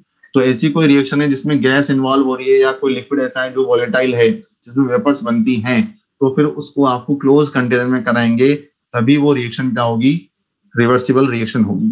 ठीक है, जितनी भी गैसियस रिएक्शन होती हैं वो हमेशा कैसी होती हैं, रिवर्सिबल इन क्लोज कंटेनर। देखो मैं यहाँ एग्जांपल लिख रहा हूँ, all gaseous reaction in closed container. Gaseous reaction का मतलब तो पता है सबको, यानी ऐसी रिएक्शन जिसमें सभी रिएक्टेंट और प्रोडक्ट गैसियस स्टेट में हैं, उसे हम कहते हैं gaseous reaction. All gaseous reaction in closed container are reversible reaction. लेकिन क्या आप किसी गैसियस रिएक्शन को ओपन कंटेनर में कराएं तो फिर क्या वो रिवर्सिबल होगी या इरिवर्सिबल होगी? तो फिर आप क्या लिख सकते हैं कि ऑल गैसियस रिएक्शन इन ओपन कंटेनर, फिर वो क्या हो जाएगी, इरिवर्सिबल रिएक्शन हो जाएगी। अरे ये तो बहुत कॉमन सी बात है, सबको आगे समझ में तो। जैसे हम कहें कैल्शियम कार्बोनेट का डिकम्पोजिशन हो रहा है ना, कैल्शियम कार्बोनेट का डिकम्पोजिशन होगी क्या बनता है, कैल्शियम ऑक्साइड और CO2। ये सॉलिड होता है, ये सॉलिड होता है, गैस होता है। ठीक है, अब मैंने सपोज कहा कि रिएक्शन जो है वो क्लोज कंटेनर में हो रही है, तब तो क्या होगी, रिवर्सिबल। बट मैंने इसी रिएक्शन को मैंने ओपन कंटेनर में करवाया तो फिर गैस तो बाहर निकल जाएगी, तो फिर वो रिएक्शन क्या हो जाएगी, इरिवर्सिबल। तो यदि किसी रिएक्शन में गैस इन्वॉल्व है और उसको रिवर्सिबल होना है तो उसके लिए कंपलसरी कंडीशन होगी क्लोज कंटेनर। लेकिन यदि कोई रिएक्शन ऐसी है जिसमें है, एक्वस स्टेट में है, तो फिर वो ओपन कंटेनर में भी रिवर्सिबल हो सकती है। ऐसा कोई जरूरी नहीं है कि हर रिवर्सिबल रिएक्शन क्लोज कंटेनर में ही हो। यदि कोई रिएक्शन ऐसी है जिसमें सभी लिक्विड स्टेट में है तो फिर वहां तो बाहर वैसे भी नहीं निकलता कंटेनर के अंदर अपने आप का ना, तो हम क्या कहेंगे, फिर वो रिएक्शन ओपन कंटेनर में भी रिवर्सिबल हो सकती है। आगे बात समझ में? तो यहाँ जनरली वर्ड यूज किया हुआ है, तो ध्यान रखें, ये गैसियस वाली रिएक्शन के लिए लिखा है ना। नेक्स्ट लिखा है these can attain equilibrium. Equilibrium का मीनिंग थोड़ा बहुत सभी को पता है, कल भी मैंने बताया था, यानी जब किसी रिवर्सिबल रिएक्शन में फॉरवर्ड रिएक्शन की रेट बैकवर्ड रिएक्शन की रेट की इक्वल हो जाती है, यानी जब RF इक्वल टू RB हो जाता है तो क्या होगा, इक्विलिब्रियम अचीव होगा। तो रिवर्सिबल रिएक्शन के अंदर इक्विलिब्रियम अचीव हो सकता है, जबकि यदि कोई रिएक्शन इरिवर्सिबल है तो वहां पर इक्विलिब्रियम अचीव हो ही नहीं सकता। इक्विलिब्रियम की बात ही हम तब करेंगे जब रिएक्शन क्या होगी, रिवर्सिबल, यानी जब फॉरवर्ड और बैकवर्ड दोनों डायरेक्शन में रिएक्शन प्रोसीड करेगी, तभी तो हम इक्विलिब्रियम टर्म यूज करेंगे। अरे आ रही है जब बात समझ में भाई, बहुत कॉमन सी चीजें लिखी हुई है, सब इंट्रोडक्शन चल रहा है अभी ना। नेक्स्ट है reactants are never completely converted into the products. जब कोई रिवर्सिबल रिएक्शन है तो उसका मतलब क्या है कि रिएक्टेंट प्रोडक्ट में कन्वर्ट हो रहा है और प्रोडक्ट रिएक्टेंट में कन्वर्ट हो रहा है। तो कोई भी कभी भी ऐसी कंडीशन आएगी ही नहीं कि 100% रिएक्टेंट जो है प्रोडक्ट में कन्वर्ट हो जाए। ठीक है, क्योंकि जो प्रोडक्ट बना है वो वापस किस में चेंज हो रहा है, रिएक्टेंट में चेंज हो रहा है। तो हम ऐसा नहीं कह सकते कि वहां पर 100% रिएक्टेंट जो है प्रोडक्ट में कन्वर्ट हो गया हो। तो किसी भी रिवर्सिबल रिएक्शन में 100% रिएक्टेंट प्रोडक्ट में कन्वर्ट नहीं हो सकता, या हम कहें जो रिवर्सिबल रिएक्शन है वो कभी भी कंप्लीट नहीं हो सकती। ठीक है, तो यहाँ लिखा है reactants are never completely converted into the products. ऐसा रिवर्सिबल रिएक्शन में होता है। इरिवर्सिबल रिएक्शन में हम मानते हैं कि जो रिएक्शन है उसमें जो रिएक्टेंट्स हैं वो ऑलमोस्ट कंप्लीटली प्रोडक्ट में कन्वर्ट हो जाते हैं, बट रिवर्सिबल रिएक्शन में ऐसा पॉसिबल नहीं है। ठीक है, अब नेक्स्ट नोट पॉइंट यहाँ पर करके लिखे हैं, we always take forward reaction if direction is not specified. जब किसी रिवर्सिबल रिएक्शन में कुछ स्पेसिफाइड नहीं है तो हम क्या मानकर चलते हैं, फॉरवर्ड डायरेक्शन के लिए बात कर रहा है, क्वेश्चन में कुछ भी डेटा दे रखा है तो वो फॉरवर्ड रिएक्शन के लिए मान करके क्वेश्चन को सॉल्व करना है। ठीक है, जब रिवर्सिबल रिएक्शन में डायरेक्शन को स्पेसिफाई नहीं किया जाए तो। ठीक है, नेक्स्ट है in a reversible reaction if forward direction is forward direction, if forward reaction आएगा यहाँ पर ना, in a reversible reaction if forward reaction is exothermic then the backward reaction will be endothermic. ठीक है, जैसे आपसे कहा जाए कि कोई रिएक्शन जैसे अभी हमने लिखी थी कि N2 + 3H2, उससे क्या बन रहा है, अमोनिया। तो ये रिएक्शन फॉरवर्ड डायरेक्शन में तो कौन सी है, एक्सोथर्मिक रिएक्शन है ना ये, तो यहाँ पर मैंने लिख दिया ऊपर एक्सोथर्मिक रिएक्शन। लेकिन जब हम इसकी बैकवर्ड रिएक्शन की बात करेंगे यानी 2NH3 से N2 + 3H2, तो फिर वो रिएक्शन क्या हो जाएगी, एंडोथर्मिक रिएक्शन होगी। तो किसी भी रिवर्सिबल रिएक्शन में फॉरवर्ड रिएक्शन यदि एंडोथर्मिक है तो बैकवर्ड वाली एंडो हो जाएगी, या हम इसे उल्टा कह सकते हैं कि फॉरवर्ड वाला स्टेप जो है वो एंडोथर्मिक रिएक्शन वाला है तो जो बैकवर्ड वाला है वो एक्सोथर्मिक वाला बनेगा। दोनों जो रिएक्शन है फॉरवर्ड बैकवर्ड दोनों एक साथ एक्सो या दोनों एक साथ एंडो पॉसिबल नहीं है। एक एक्सो होगा तो दूसरा एंडो होगा। यहाँ तक कोई डाउट किसी को रिवर्सिबल रिएक्शन की प्रॉपर्टीज में? क्लियर है सबको? अब इसका जस्ट ऑपोजिट जो है वो किसमें होता है? इरिवर्सिबल रिएक्शन में। तो इरिवर्सिबल रिएक्शन का मतलब ऐसी रिएक्शन जो केवल एक डायरेक्शन में प्रोसीड करती है, जिसमें प्रोडक्ट रिएक्टेंट में कन्वर्ट नहीं हो सकते। कैसे पता चला? फॉरवर्ड होना याद करना पड़ेगा बेटा, मैंने आपसे पहले ही कहा कि आपको ये याद करना पड़ेगा कि कौन सी रिएक्शन एंडोथर्मिक है या कौन सी रिएक्शन एक्सोथर्मिक है। कुछ एग्जांपल्स जो सेलेक्टेड एग्जांपल्स हैं जो इंपॉर्टेंट हैं वो आपको लर्न करने पड़ेंगे कि कौन सा एंडो है कौन सा एक्सो है। इसलिए मैंने एक्सेप्शन लिखा था। तो आप किसी रिएक्शन को ऐसे देखकर नहीं बता सकते हमेशा कि वो एंडो ही होगा या एक्सो ही होगा। तो N2 + O2 2NO ये आपको लर्न करना पड़ेगा ना, ये काम का। अभी और भी एग्जांपल्स आएंगे आपके थर्मोडायनेमिक्स वाले चैप्टर में जो आपको याद करने पड़ेंगे ना। ये N2 + CH2 बहुत फेमस एग्जांपल है हेबर्स प्रोसेस का। ये लर्न होना चाहिए ना आपको कि रिएक्शन जो एक्सोथर्मिक होती है। मैं यहाँ से पहले कहा कि कुछ रिएक्शंस आप ऑर्गेनिक में पढ़ेंगे तो वहां पता लगेगा कि कौन सी एंडो है कौन सी एक्सो है। पी ब्लॉक जब आप पढ़ेंगे तो वहां पर इतनी सारी रिएक्शन है तो वहां आप देखेंगे कौन सी एक्सो है कौन सी एंडो है। तो सारी एक्सोथर्मिक रिएक्शन को मैं एक साथ लिख नहीं सकता, सारी एंडोथर्मिक रिएक्शन को मैं एक साथ नहीं लिख सकता। ये हर चैप्टर में आपके कहीं ना कहीं कुछ ना कुछ आता रहेगा ना। इसका मैंने बता दिया जो नेम रिएक्शन है वो इंपॉर्टेंट है ना। एंडोथर्मिक एक्सोथर्मिक रिएक्शन में एग्जांपल ही मैंने 2-3 ही बताए ना, ये तो कॉमन ही ना। बाकी मैंने सब एग्जांपल एक्सप्लेन कर दिए ना, फ्यूजन फ्रीजिंग इवेपोरेशन कंडेंसेशन ये थोड़ी याद करने की जरूरत है भाई। लेस स्टेबल मोल शेल मैंने आपको बता दिया कि कैसे चेक करना है। कई जगह तो आप कॉमन सेंस से बता सकते हैं ना कि कौन सा एक्सो होगा कौन सा एंडो होगा, लेकिन हर जगह लॉजिक काम नहीं करता। तो आपको हर जगह फिर किसी केस में आपको याद भी रखना पड़ेगा। 5 पॉइंट में ऐसा क्यों होता है कि कंप्लीटली एंड नेवर कंप्लीटली? क्या पूछा है समझ में नहीं आया मेरे को। तो ये रिएक्टेंट्स आर नेवर कंप्लीटली, कभी भी जो रिवर्सिबल रिएक्शन है वो कंप्लीट नहीं हो सकती। ये बता दिया ना मैंने, क्योंकि जो प्रोडक्ट बना है वो अगेन रिएक्टेंट में कन्वर्ट हो जाएगा ना, तो फिर कंप्लीट कैसे होगी रिएक्शन? कभी भी रिवर्सिबल रिएक्शन जो है वो कंप्लीट नहीं हो सकती। ठीक है, अब देखो नेक्स्ट इसमें एग्जांपल है इरिवर्सिबल रिएक्शन में। ये एजीसीएल में डाउन एरो बना हुआ है यहाँ पर। इसका मतलब क्या है? जब किसी रिएक्शन में से डाउन एरो बना हुआ होता है इसका मतलब वो प्रेसिपिटेट को रिप्रेजेंट करता है। AgNO3 + NaCl, ये डाउन एरो क्या बता रहा है? AgCl का प्रेसिपिटेट फॉर्मेशन हो रहा है। किसी भी केमिकल रिएक्शन में जब किसी प्रेसिपिटेट का फॉर्मेशन होता है तो वो हमेशा इरिवर्सिबल रिएक्शन होगी। All precipitation reactions are irreversible reaction. All precipitation reaction are irreversible reaction. PPT का क्या मतलब होता है? वेरी गुड, अभी बता रहे हैं ना। तो AgNO3 + NaCl, हमने AgNO3 का एक्वा सॉल्यूशन लिया, NaCl का एक्वा सॉल्यूशन लिया, दोनों को हमने किसी कंटेनर में मिक्स किया तो हम देखते हैं वहां पर कुछ व्हाइट इनसॉल्युबल सब्सटेंस यहाँ पर बनता है ना, सॉलिड इनसॉल्युबल सब्सटेंस। AgCl का जो कलर है वो कौन सा होता है? White precipitate. ये कलर जो है आपके इनऑर्गेनिक में काफी आएंगे ना, वहां सब कलर याद करने पड़ेंगे आपको। देखो AgNO3 का सॉल्यूशन लिया मैंने एक्वा सॉल्यूशन, ये क्लियर सॉल्यूशन है, ट्रांसपेरेंट बिल्कुल। NaCl का सॉल्यूशन लिया, ये भी बिल्कुल क्लियर सॉल्यूशन है, ट्रांसपेरेंट। इन दोनों को जब हम मिक्स करते हैं किसी कंटेनर में तो हम देखते हैं कि वहां पर कुछ सॉलिड इनसॉल्युबल मास बनता है। ठीक है, अब यहाँ पर क्या बन गया? कुछ पार्टिकल्स बन गए सॉलिड के, ठीक है, जो कि इस सॉल्यूशन के अंदर डिसॉल्व नहीं हो रहे हैं। सॉलिड इनसॉल्युबल मास, उस सॉलिड इनसॉल्युबल मास जो है वो अपने आप ही क्या होगा? सेटल डाउन हो जाएगा कंटेनर में, क्योंकि वो डिसॉल्व ही नहीं हो रहा। इसी को हम क्या कहते हैं? प्रेसिपिटेट कहते हैं। ये आपने कभी नहीं सुना था पहले बेटा? प्रियंका कश्यप, किसने पूछा था ये?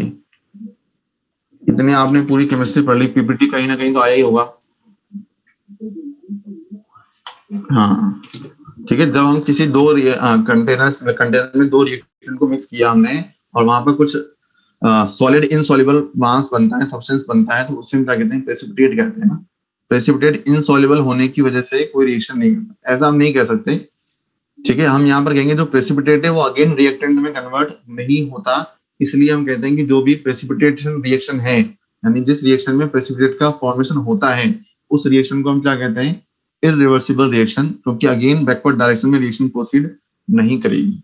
ठीक है, अभी और भी एग्जांपल लिखे हैं, जैसे H2 यहाँ तो गैस आ गया, तो हम कहेंगे कि ओपन कंटेनर में हो रही होगी रिएक्शन, इसलिए क्या हो गई, ये इरिवर्सिबल रिएक्शन है। ठीक है, अब नेक्स्ट है, ये आपको एग्जांपल मेन ये वाला याद रखना है, ठीक है ना। नेक्स्ट वाला एग्जांपल इतना इंपॉर्टेंट नहीं है। जनरली पॉसिबल क्या लिखा है, ठीक है, generally occur in open container ना, generally occur in open container. Irreversible reaction जो है वो जनरली हम ओपन कंटेनर में करवा देते हैं, क्योंकि यहाँ पर कंटेनर की कोई बाउंडेशन नहीं है ना, वैसे कि हमें कंटेनर को क्लोज करना पड़ेगा या ओपन करना पड़ेगा तभी इरिवर्सिबल रिएक्शन होगी। Reversible reaction is never complete, हाँ फर्स्ट ऑर्डर रिएक्शन भी कंप्लीट नहीं होती और रिवर्सिबल रिएक्शन भी कभी कंप्लीट नहीं होती। Generally occur in open container, ठीक है। They do not attain equilibrium, ये हमने बता ही दिया कि जो इक्विलिब्रियम है वो ओनली रिवर्सिबल रिएक्शन में ही एस्टेब्लिश हो सकता है। Reactants are nearly completely converted into products, यानी जो इरिवर्सिबल रिएक्शन है, जैसे हम कहें ए से बी बन रहा है, ठीक है, और आपने कुछ भी जो कंडीशंस दे रखी है, कुछ भी मोल दे रखे हैं आपको ना, वो रिएक्शन ओपन कंटेनर में हो रही है, तो हम कहेंगे जो रिएक्टेंट है वो कंप्लीटली प्रोडक्ट में कन्वर्ट हो सकता है। नियरली वर्ड क्यों लिखा है, क्योंकि हमें पता है कि कोई भी रिएक्शन कभी भी 100% कंप्लीट होती नहीं है ना, हमेशा कुछ ना कुछ अमाउंट तो रह ही जाता है। तो 99.999% रिएक्शन कंप्लीट हो सकती है, but we never use 100% word, ठीक है। तो ध्यान रखें, इसलिए यहाँ पर वर्ड लिखा है nearly completely converted into the products, ठीक है। ये श्री कौन है, अविनाश बेटा, बाहर एक ही कमेंट को आपने, फिर मैंने आपसे पहले भी कहा कि 3-4 बार नहीं कर रहे ना।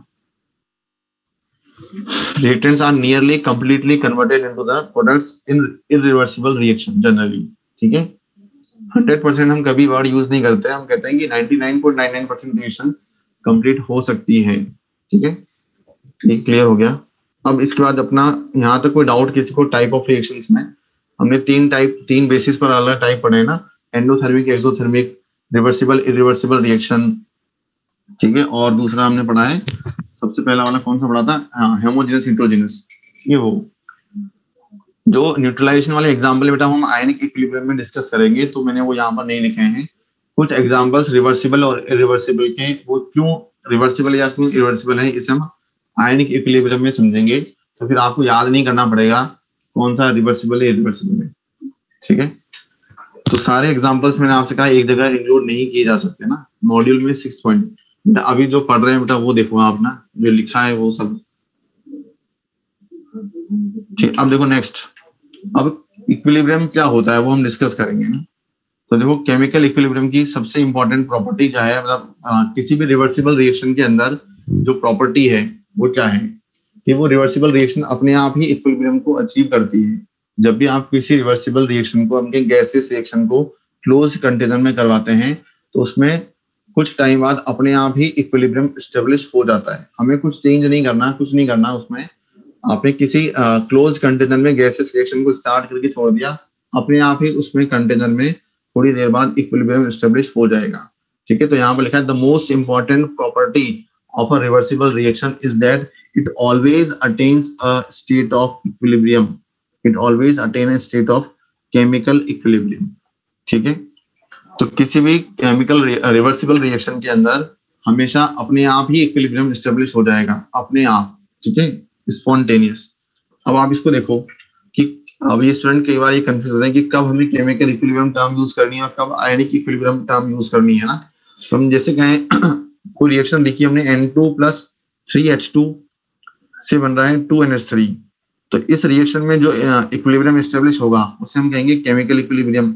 और यदि किसी रिएक्शन के अंदर आयंस इन्वॉल्व हैं, जैसे आपसे कहा CH3COOH एक्वस और यहाँ लिखा हमने CH3COO- इस तरीके से, तो ऐसी रिएक्शंस जिसमें आयंस आ जाएं उसमें जो इक्विलिब्रियम होगा उसे तो आप क्या कहेंगे, आयनिक इक्विलिब्रियम, जो अपना नेक्स्ट चैप्टर होगा, ठीक है। और जिस किसी रिएक्शन के अंदर मॉलिक्यूल्स लिखे हैं तो फिर उसे हम क्या कहते हैं, केमिकल इक्विलिब्रियम, ठीक है। यानी न्यूट्रल स्पीशीज लिखी हैं तो वहां पर हम टर्म यूज करेंगे केमिकल इक्विलिब्रियम, और कहीं पर आयंस यदि आ जाए तो हम उसे यूज करेंगे आयनिक इक्विलिब्रियम। ये इतना सा बेसिक डिफरेंस है जो आपको ध्यान रखना है, ठीक है। अब यहाँ पे लिखा है consider a general reversible reaction in a close vessel, ठीक है। कोई रिवर्सिबल रिएक्शन है जो क्लोज वेसल में हो रही है, A+B गिव्स C+D।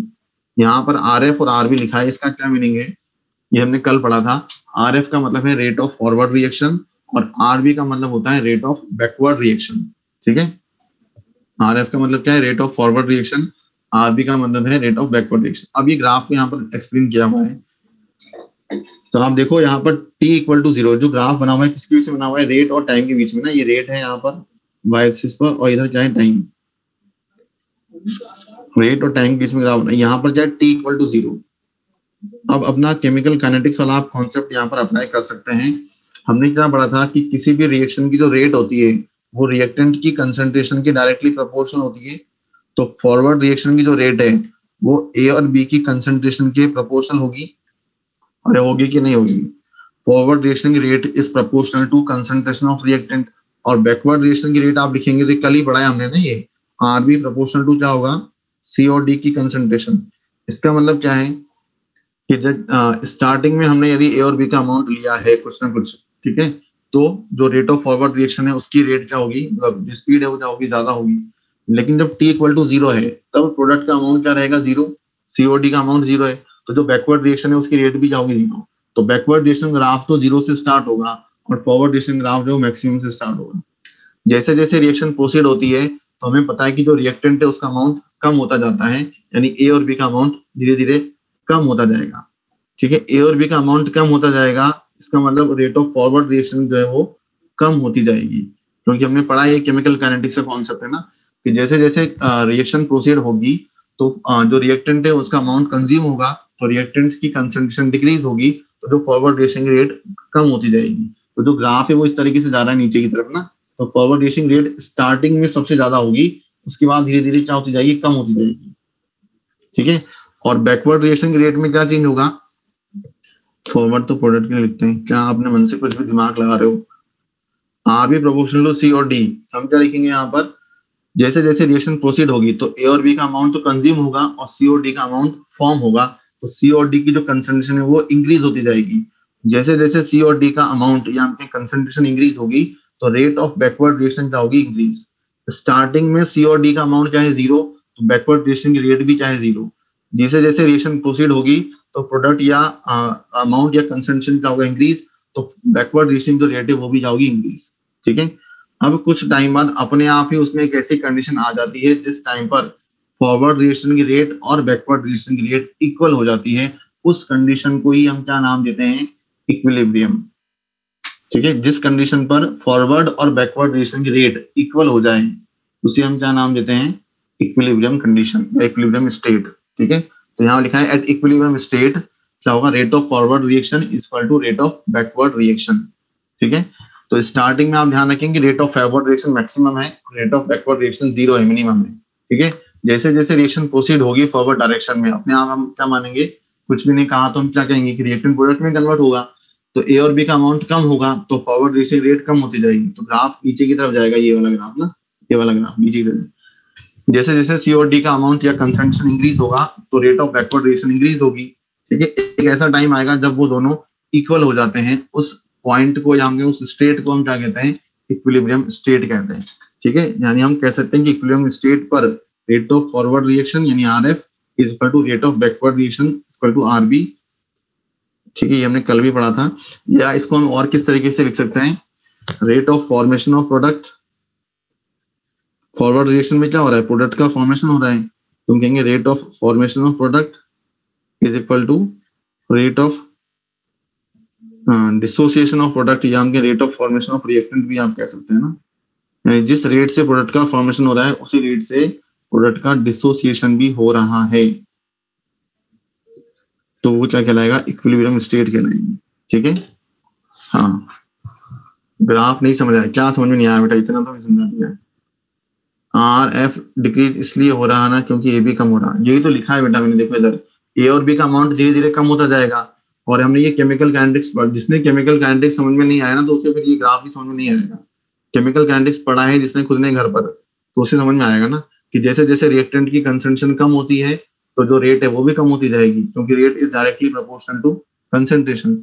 ए और बी की कंसंट्रेशन कम होगी तो आर एफ कम होगा, जैसे जैसे ए और बी कम होगा सीओडी बढ़ेगा, स्टार्टिंग में सीओडी बढ़ेगा तो आर भी बढ़ेगा, तो ग्राफ ऊपर जाएगा बस। और अपने आप ही ऐसी कंडीशन आ जाती है, उसके रिवर्सिबल रिएक्शन की प्रॉपर्टी होती है कि वहां पर अपने आप ही वो इक्विलिब्रियम को अचीव करती है ना, ये लिखा है यहाँ पर, it always attain A state of chemical equilibrium, मतलब अपने आप ही उसमें एक ऐसी कंडीशन आ जाएगी जब फॉरवर्ड रिएक्शन रेट और बैकवर्ड रिएक्शन रेट क्या हो जाएगी, इक्वल हो जाएगी। जीरो ऑर्डर रिएक्शन में कभी भी इक्विलिब्रियम नहीं होगा, हाँ नहीं होगा। मैंने आपसे पहले ही कहा कि जो रिवर्सिबल रिएक्शन होती है, ये हमने कल ही पढ़ लिया ना, जो क्वेश्चन पूछ रहे हैं वो कल वाले नोट्स को एक बार वापस से रिवाइज करें ना। मैंने कल ही लिखा था कि all reversible reactions are elementary reactions. तो क्या elementary reaction zero order reaction हो सकती है क्या, ये हम ऑलरेडी डिस्कस कर चुके हैं।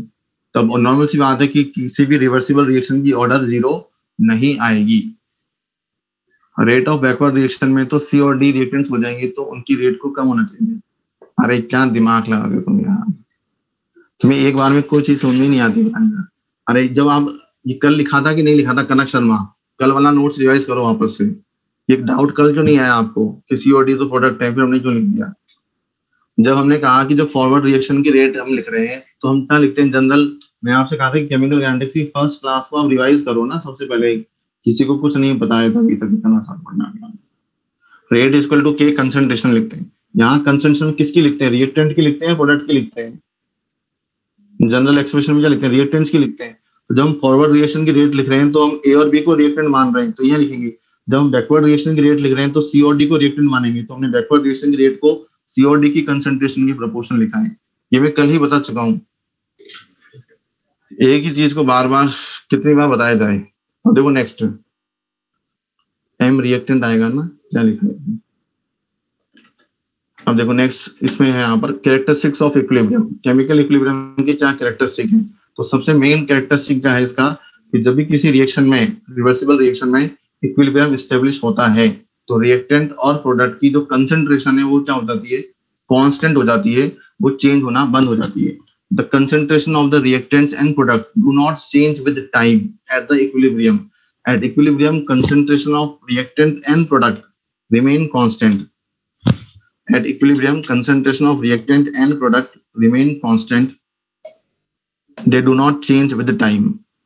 ये सबसे बड़ा कैरेक्टरिस्टिक है इक्विलिब्रियम का ना, the concentrations of reactants and products do not change with time. अब यहाँ पर हम ग्राफ प्लॉट करेंगे, उसकी हेल्प से मैं इस पॉइंट को एक्सप्लेन करूंगा। बट नॉट नेसेसरीली इक्वल, क्या इक्विलिब्रियम पर रिएक्टेंट और प्रोडक्ट की कंसंट्रेशन का इक्वल होना कंपलसरी है क्या। हम इक्विलिब्रियम बोलते किसको हैं, जब फॉरवर्ड रिएक्शन की रेट और बैकवर्ड रिएक्शन की रेट इक्वल हो जाए। तो अब उस कंडीशन पर जो कंसंट्रेशन है रिएक्टेंट और प्रोडक्ट की वो इक्वल हो भी सकती है और नहीं भी। कंसंट्रेशन ऑफ रिएक्टेंट प्रोडक्ट में और मे नॉट बी इक्वल, ठीक है। अब इसको हमने ग्राफ से एक्सप्लेन किया है। पहला ग्राफ हमने क्या कहा, कंडीशन या कैरेक्टरिस्टिक क्या है इक्विलिब्रियम का, कि जो कंसंट्रेशन है वो क्या हो जानी चाहिए, कांस्टेंट हो जानी चाहिए। तो आप देखो चाहे इस ग्राफ से इक्विलिब्रियम वाली कंडीशन आ रही है कि नहीं आ रही है, चाहे ये ग्राफ रिवर्सिबल रिएक्शन के लिए पॉसिबल है या नहीं है। देखो रिएक्टेंट की कंसंट्रेशन कम हो रही है, या वाई एक्सिस पे कंसंट्रेशन लिखा है और इधर क्या लिखा है, टाइम। तो वाई एक्सिस पे कंसंट्रेशन लिखा है तो रिएक्टेंट की कंसंट्रेशन क्या होगी, विद टाइम कम होती जाएगी।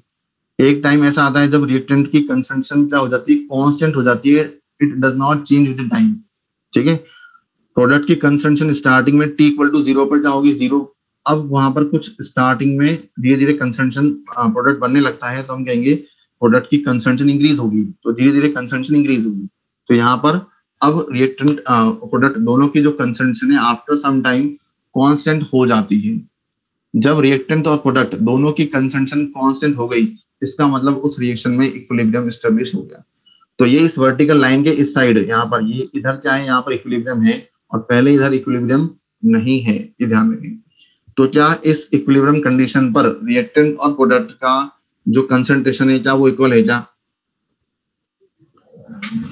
देखो अब शोभित शर्मा, वापस आपने नोट्स लिख रहे होंगे ना साथ में, आप देखो वो ग्राफ किसके बीच में है। जो आप डाउट पूछते हैं उससे पहले सोचे भी सही, थिंक बिफोर आस्किंग। पहले आप जब इतना 4 लाइन का आपने क्वेश्चन टाइप कर दिया आपने, ठीक है, उतनी देर में मैंने कुछ 4 बातें बोल दी होंगी तो वो आपने नहीं सुनी। फिर थोड़ी देर बाद आपको वो 4 लाइन जब टाइप आप कर रहे थे उसके ड्यूरिंग मैंने कुछ समझाया, फिर वो उसमें वापस डाउट आएगा। तो जब मैं समझा रहा हूँ जो मैंने लिखा है उसे आप ध्यान से पढ़ें, ध्यान से सुने, तो अपने आप ही डाउट नहीं आएगा, ठीक है। ध्यान रखें, थिंक बिफोर आस्किंग, अपने आप ही ना। और देखो कंसंट्रेशन और टाइम की हमने यहाँ पर ग्राफ बनाया है, तो रिएक्टेंट की कंसंट्रेशन विद टाइम डिक्रीज होती है, प्रोडक्ट की कंसंट्रेशन विद टाइम इंक्रीज होती है। तो यहाँ तक के पहले वाला जो चैप्टर हमने पढ़ा है इधर वर्टिकल लाइन की इधर, वो तो किसका हो गया, केमिकल इक्विलिब्रियम का।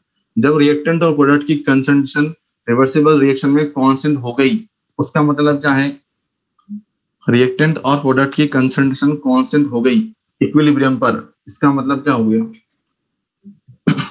कंसंट्रेशन कांस्टेंट होने का मतलब भी क्या, equilibrium. At point of intersection पे इक्विलिब्रियम कंसंट्रेशन होगी। हाँ, मैंने ये तो पूछा ही नहीं, आपने मन से ही बताया क्या। आपको सिर्फ इतना सा देखना है, आपको ग्राफ बना हुआ आएगा, आपको ये चेक करना है कि किस कंडीशन पर रिएक्टेंट और प्रोडक्ट की जो कंसंट्रेशन है वो कांस्टेंट हो जाती है। जिस कंडीशन पर रिएक्टेंट और प्रोडक्ट की कंसंट्रेशन कांस्टेंट हो जाती है, इसका मतलब वहां पर इक्विलिब्रियम एस्टेब्लिश हो गया। अब यहाँ पर आपको ये चेक करना है कि इक्विलिब्रियम पर क्या रिएक्टेंट और प्रोडक्ट की कंसंट्रेशन इक्वल है, नहीं है, हमें ग्राफ से दिख रहा है। यहाँ पर ग्राफ में प्रोडक्ट की कंसंट्रेशन ज्यादा है और रिएक्टेंट की कंसंट्रेशन कम है। ठीक है, क्या ऐसा भी पॉसिबल है क्या कि इक्विलिब्रियम पर प्रोडक्ट की कंसंट्रेशन कम हो जाए और रिएक्टेंट की कंसंट्रेशन ज्यादा हो, क्या ऐसा ग्राफ भी पॉसिबल है क्या? क्या इक्विलिब्रियम पर ऐसी कंडीशन भी आ सकती है क्या कि जब प्रोडक्ट की कंसंट्रेशन कम हो और रिएक्टेंट की कंसंट्रेशन ज्यादा हो? तो ये वाला ग्राफ आप देखो, अब नेक्स्ट वाला ग्राफ देखो, ये वाला ग्राफ है। क्या इस ग्राफ में क्या इक्विलिब्रियम शो हो रहा है कि नहीं हो रहा? हो रहा है बिल्कुल। ठीक है, क्योंकि यहाँ भी रिएक्टेंट और प्रोडक्ट की कंसंट्रेशन आफ्टर सम टाइम क्या हो जाती है, कांस्टेंट हो जाती है। ठीक है, इसका मतलब क्या हो गया, यहाँ पर इक्विलिब्रियम एस्टेब्लिश हो चुका है। तो इक्विलिब्रियम पर रिएक्टेंट और प्रोडक्ट में से किसकी कंसंट्रेशन ज्यादा होगी, इक्वल होगी या नहीं होगी, ये हम कुछ नहीं कह सकते। कंडीशन क्या है इक्विलिब्रियम की, कंसंट्रेशन और रिएक्टेंट की, प्रोडक्ट और रिएक्टेंट की जो कंसंट्रेशन है वो कांस्टेंट हो जानी चाहिए, ये कंडीशन है ना, ध्यान रखें। ये लिखा है at equilibrium concentration of product and reactant remain constant, ये क्या हो जानी चाहिए, constant, but not necessarily equal. ठीक है, इक्वल हो भी सकती है और नहीं भी। यहाँ पर मैं लिख देता हूँ इस तरीके से, मे और मे नॉट भी इक्वल। इन दोनों केसेस में तो इक्वल नहीं हो रही। एक केस में मैंने आपको रिएक्टेंट की कंसंट्रेशन को कम किया है और एक में प्रोडक्ट की कंसंट्रेशन ज्यादा है। ठीक है, तो ऐसा कोई कंपलसरी कंडीशन नहीं है कि इक्विलिब्रियम पर रिएक्टेंट और प्रोडक्ट की कंसंट्रेशन इक्वली होगी या प्रोडक्ट ही ज्यादा होगा या रिएक्टेंट ही ज्यादा होगा, ऐसा कुछ नहीं है ना। कंसंट्रेशन कांस्टेंट होना जरूरी है at the equilibrium. Third graph यहाँ पर है कंसंट्रेशन और टाइम के बीच में ना, ये ग्राफ है सब कंसंट्रेशन और टाइम के बीच में ना। ऐसे भी कंडीशन आ सकती है कि रिएक्टेंट और प्रोडक्ट की कंसंट्रेशन इक्वल हो जाए एट द इक्विलिब्रियम। ठीक है, तो तीनों केस हो सकते हैं, रिएक्टेंट और प्रोडक्ट की कंसंट्रेशन इक्वल हो भी सकती है और नहीं भी, किसी की भी कंसंट्रेशन ज्यादा या कम हो सकती है। जो मेन पॉइंट, जो मेन कैरेक्टरिस्टिक है इक्विलिब्रियम का, वो क्या है कि concentration of reactant and product must be constant at equilibrium, they must not change with time. Concentration change हो रही है किसी की, इसका मतलब है कि वहां पर क्लियर है कि वहां पर इक्विलिब्रियम एस्टेब्लिश नहीं हुआ है अभी तक। ठीक है, जब कंसंट्रेशन कांस्टेंट हो जाए इसका मतलब इक्विलिब्रियम हो गया। ठीक है, अब और इसके दूसरे कैरेक्टरिस्टिक क्या है वो हम डिस्कस करते हैं।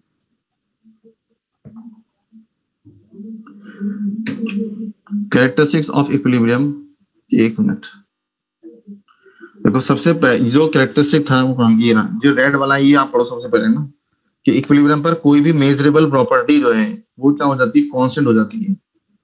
मेजरेबल प्रॉपर्टी कौन कौन सी होती है किसी रिएक्शन के लिए, उस रिएक्शन का प्रेशर, या हम कहें एक मिनट,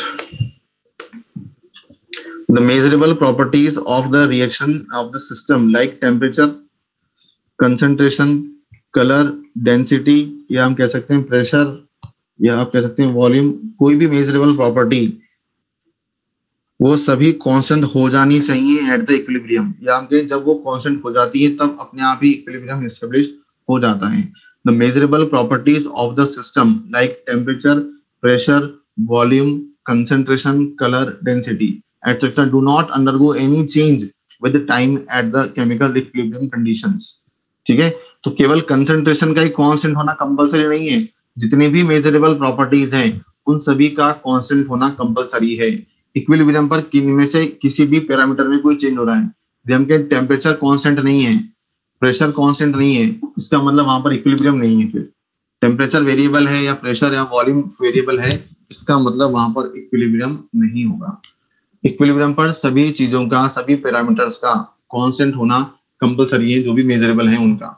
ठीक है, ये बहुत बेसिक सी चीजें हैं जो आपको लैंग्वेज वाले क्वेश्चंस में केमिकल इक्विलिब्रियम चैप्टर में पूछी जा सकती हैं। तो ध्यान रखें इसकी स्टेटमेंट में आप ना, जैसे क्वेश्चन भी दे रखे हैं बिगनर बॉक्स में ना, जैसे आपसे पूछा जाता है कि at equilibrium concentration of reactant must be equal.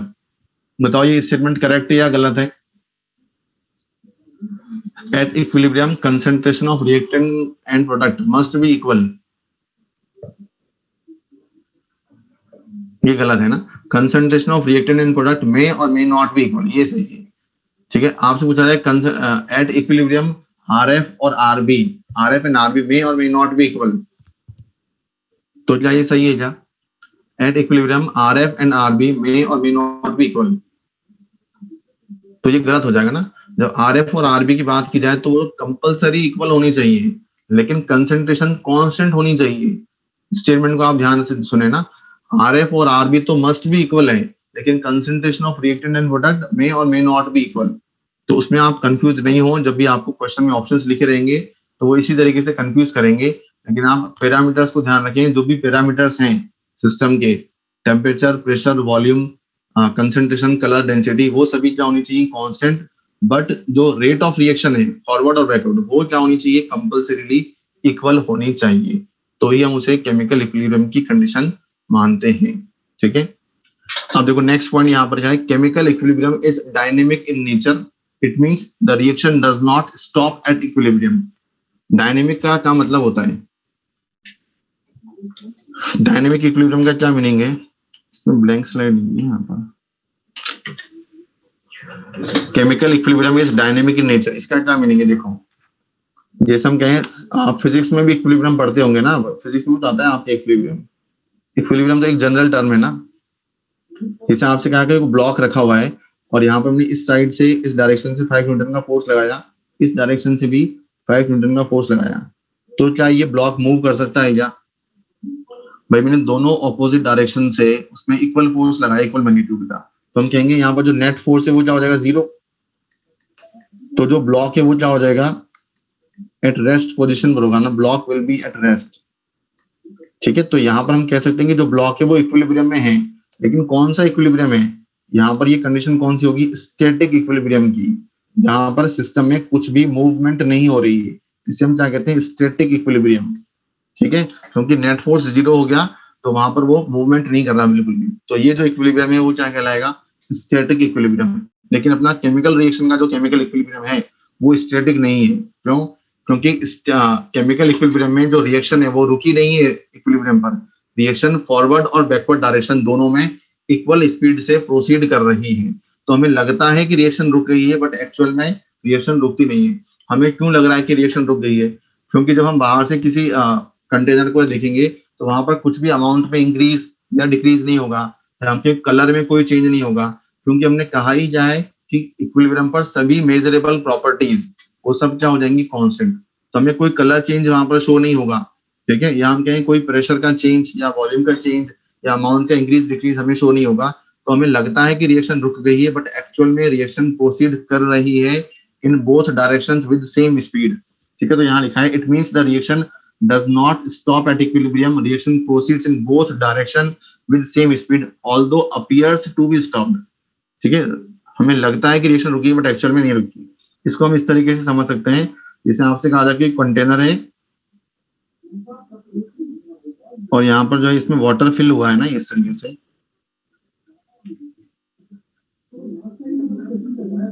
ठीक है, ये कंटेनर में वाटर फिल है, अभी ये वाला जो आउटलेट है वो क्लोज है। ठीक है, अब मैंने आपसे कहा कि इस कंटेनर के अंदर मैंने इनलेट और आउटलेट दोनों ओपन कर दिए, इधर से तो वाटर एंटर कर रहा है और यहाँ से वाटर एग्जिट हो रहा है, और जिस रेट से वाटर आ रहा है उसी रेट से वाटर बाहर जा रहा है, यानी वाटर इनफ्लो की रेट और वाटर आउटफ्लो की रेट इक्वल हो गई। रेट ऑफ वाटर इनफ्लो और रेट ऑफ वाटर आउटफ्लो ये इक्वल है। तो क्या यहाँ पर जो वाटर का जो लेवल है इस कंटेनर में, क्या वो चेंज होगा? क्या वो राइज या डिक्रीज होगा? जब किसी कंटेनर में मैंने जिस रेट से वाटर आ रहा है उसी रेट से बाहर जा रहा है, ठीक है, तो क्या यहाँ पर जो वाटर का लेवल है वो क्या हो जाएगा? कांस्टेंट हो जाएगा। तो हम ऊपर से देखेंगे तो हमें लगेगा कि यहाँ पर तो कुछ हो ही नहीं रहा, जबकि हमें पता है कि उसके अंदर वाटर आ भी रहा है और जा भी रहा है। तो इस वाली कंडीशन को फिर हम क्या कहेंगे, डायनेमिक इक्विलिब्रियम। क्योंकि हमें ऊपर से देखने पर तो ऐसा लग रहा है कि वहां पर कोई चेंज नहीं हो रहा, बट एक्चुअल में उसमें वाटर कंटिन्यूअसली आ भी रहा है और वाटर कंटिन्यूअसली एग्जिट भी हो रहा है, बाहर भी निकल रहा है। ठीक है, तो ऐसी कंडीशन ही सेम कहां पर होती है, केमिकल इक्विलिब्रियम के अंदर। जिस रेट से रिएक्टेंट प्रोडक्ट में कन्वर्ट हो रहा है उसी रेट से प्रोडक्ट रिएक्टेंट में भी कन्वर्ट हो रहा है, इसलिए इसे हम क्या कहते हैं, डायनेमिक इक्विलिब्रियम। तो ये टर्म का मीनिंग सबको आ गया समझ में? डायनेमिक और स्टैटिक में क्या डिफरेंस होता है? अरे अभी समझ में आ गया सबको ये? इसमें भी कोई डाउट है किसी तो पूछ लें अभी। Chemical equilibrium is dynamic in nature, chemical हो या आयनिक हो सभी क्या है, डायनेमिक इन नेचर ही अपने जो पढ़ेंगे। ठीक है, देखो नेक्स्ट है यहाँ पर, chemical equilibrium can be approached from both sides of reversible reaction. इसका क्या मतलब है? जैसे हमने कहा ये रिएक्शन यहाँ लिखी हुई है, एक बार मैंने यहाँ पर HI का डिसोसिएशन करवाया है और दूसरी रिएक्शन में HI का फॉर्मेशन करवाया है। हमने एक बार जो कंटेनर हमने लिया एक्सपेरिमेंट करते टाइम, उसमें हमने स्टार्टिंग में HI को लिया और मैंने एक दूसरा कंटेनर लिया जिसमें मैंने स्टार्टिंग में H2 और I2 को फिल किया। तो जिसमें मैंने HI को फिल किया है उसमें भी इक्विलिब्रियम एस्टेब्लिश होगा आफ्टर सम टाइम, और जिसमें मैंने H2 और I2 को लिया है उसमें भी इक्विलिब्रियम एस्टेब्लिश होगा आफ्टर सम टाइम। दोनों में जो इक्विलिब्रियम की कंडीशन है वो बिल्कुल सेम आएगी। ठीक है, तो हम कह सकते हैं कि जो केमिकल इक्विलिब्रियम है वो हम कहीं से भी स्टार्ट करें, चाहे हम HI से स्टार्ट करें या H2 और I2 को रिएक्शन को स्टार्ट करें, उससे कोई फर्क नहीं पड़ेगा, केमिकल इक्विलिब्रियम दोनों कंडीशंस में अचीव होगा। ठीक है, तो यही लिखा बस पॉइंट ना, chemical equilibrium can be approached from both sides of reversible reaction. यानी हम किसी को भी रिएक्टेंट ले सकते हैं, किसी को भी प्रोडक्ट बना सकते हैं, तो आप पे डिपेंड करता है कि आपने एक्सपेरिमेंट में स्टार्टिंग में क्या किया है। ठीक है, ये थर्ड पॉइंट हमने क्लियर कर ही लिया पहले ही। नेक्स्ट है fourth point, equilibrium is unaffected bye catalyst. किसी भी रिवर्सिबल रिएक्शन में जब हम कैटलिस्ट को ऐड करते हैं तो क्या चेंज होता है, ये हमने केमिकल काइनेटिक्स में डिस्कस किया है कि जब हम किसी रिएक्शन में कैटलिस्ट को ऐड करते हैं तो वो एक्टिवेशन एनर्जी को कम कर देता है, जिससे फॉरवर्ड और बैकवर्ड रिएक्शन की रेट इंक्रीज हो जाती है। तो वहां पर मैंने काफी जोर दिया था इस बात पर भी कि जो कैटलिस्ट होता है वो फॉरवर्ड और बैकवर्ड रिएक्शन की रेट को सेम एक्सटेंट तक अफेक्ट करेगा। कभी भी ऐसा नहीं होगा कि फॉरवर्ड रिएक्शन की रेट इंक्रीज हो रही है और बैकवर्ड रिएक्शन की रेट डिक्रीज हो रही है। हमेशा दोनों रिएक्शन की रेट या तो इंक्रीज ही होगी या दोनों ही क्या होंगी, डिक्रीज। ठीक है, तो ध्यान रखें कि catalyst affects the rate of forward and backward reaction to the same extent. तो जब दोनों को सेम एक्सटेंट तक अफेक्ट कर रहा है तो जो उनकी इक्वलिटी वाली कंडीशन है, यानी जिस कंडीशन पर RF और RB इक्वल है, वो उसको भी अफेक्ट नहीं करेगा। जैसे हम कहें किसी कैटलिस्ट ने रेट को डबल कर दिया तो फॉरवर्ड रिएक्शन की रेट भी डबल होगी और बैकवर्ड रिएक्शन की रेट भी डबल होगी।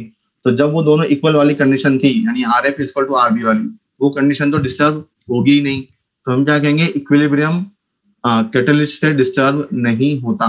क्या यहाँ में catalyst can not affect the equilibrium state. ठीक है, अब देखो यहाँ क्या लिखा है, the catalyst only decreases the time to attain equilibrium. Equilibrium को अचीव करने में जो टाइम लगता है उसको वो चेंज कर देता है, उसको वो डिक्रीज या इंक्रीज कर सकता है depending on the type of catalyst.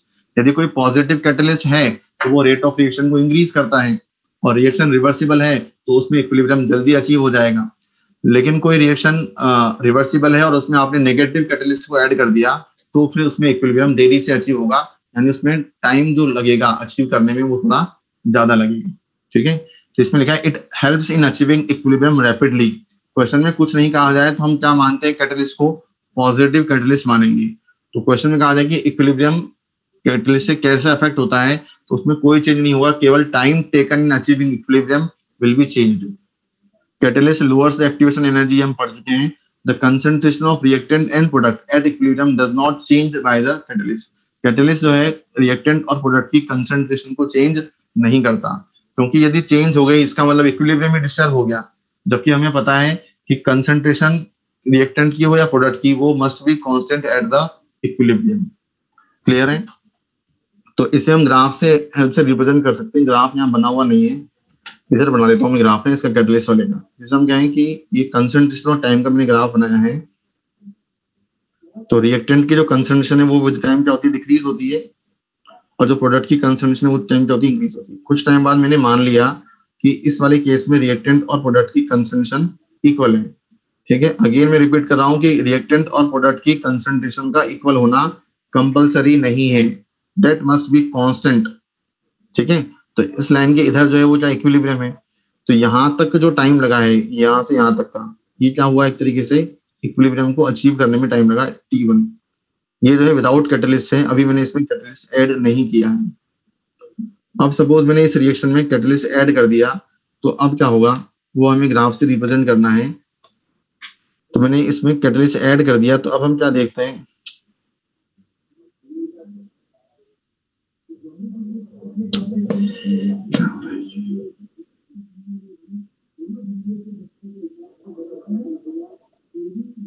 अब जो है यहाँ पर ग्राफ जो है वो मतलब जल्दी ही कांस्टेंट हो जाती है दोनों की कंसंट्रेशन, तो टाइम जो है पहले की कंडीशन में कंपैरिजन में कम लगता है। ठीक है, पहले कितना टाइम लग रहा था T1, अब कितना लग रहा है T2। तो यहाँ पर हमने पॉजिटिव कैटलिस्ट ऐड कर दिया, इसकी वजह से जो इक्विलिब्रियम है वो अचीव जल्दी हो जाएगा, टाइम जो है उसमें कम लगेगा। इक्विलिब्रियम ऊपर या नीचे कुछ नहीं होगा, या आपके कंसंट्रेशन में कोई चेंज नहीं होगा, सिर्फ वही है, केवल क्या हुआ है ग्राफ इक्विलिब्रियम को जो अचीव करने में जो टाइम लग रहा था वो कम लगेगा in presence of positive catalyst. तो इस तरीके से ग्राफ बना हुआ है, तो आप कंफ्यूज नहीं हो, जो इक्विलिब्रियम है वो कैटलिस्ट से अफेक्ट नहीं होगा। अब हमने जो होमोजीनस और हेटेरोजीनस पढ़ा था रिएक्शन को, उसी को हम इक्विलिब्रियम वाले कॉन्सेप्ट में भी अप्लाई कर सकते हैं। बिल्कुल सेम है। होमोजीनस इक्विलिब्रियम का मतलब ऐसी रिवर्सिबल रिएक्शन जिसमें रिएक्टेंट और प्रोडक्ट की फिजिकल स्टेट सेम हो, उसे हम कहते हैं होमोजीनस इक्विलिब्रियम। और ऐसी रिवर्सिबल रिएक्शन जिसमें रिएक्टेंट और प्रोडक्ट की फिजिकल स्टेट एक से ज्यादा हो, ठीक है ना, मोर देन वन फिजिकल स्टेट जिस रिएक्शन में हो, वो क्या कहलाएगी हेटेरोजेनस रिएक्शन। और रिएक्शन रिवर्सिबल है तो हम उसे कह सकते हैं हेटेरोजेनस इक्विलिब्रियम एस्टेब्लिश होगा उसमें ना, और सेम वाली है यानी फिजिकल स्टेट सेम वाली है तो वो हम कहेंगे होमोजेनस इक्विलिब्रियम। ये एग्जांपल्स लिखे हुए हैं, आप देख करके बता सकते हैं। जहां पर गैस गैस गैस आ रहा है मतलब तीनों सेम है तो मतलब homogeneous, liquid liquid liquid liquid मतलब होमोजेनस। ठीक है, सॉलिड लिक्विड आ गया मतलब एक से ज्यादा फिजिकल स्टेट आ गई, इसका मतलब क्या होगा हेटेरोजेनस रिएक्शन, या हम कह सकते हैं हेटेरोजेनस इक्विलिब्रियम। ठीक है, ये तो वही सेम रिपीट किया हुआ है कि इक्विलिब्रियम के कैरेक्टरिस्टिक्स में यदि कोई डाउट है किसी को तो आप पूछ लें, फिर हम आगे नेक्स्ट टॉपिक स्टार्ट कर देना। ये इंपॉर्टेंट है कैरेक्टरिस्टिक्स, ध्यान रखना, क्योंकि पूरे चैप्टर में ये जो प्रॉपर्टीज हम पढ़ रहे हैं कैरेक्टरिस्टिक्स वाली ये काम आएंगी। इसमें कोई डाउट है किसी को तो बताएं जल्दी, फिर हम नेक्स्ट टॉपिक स्टार्ट करते हैं।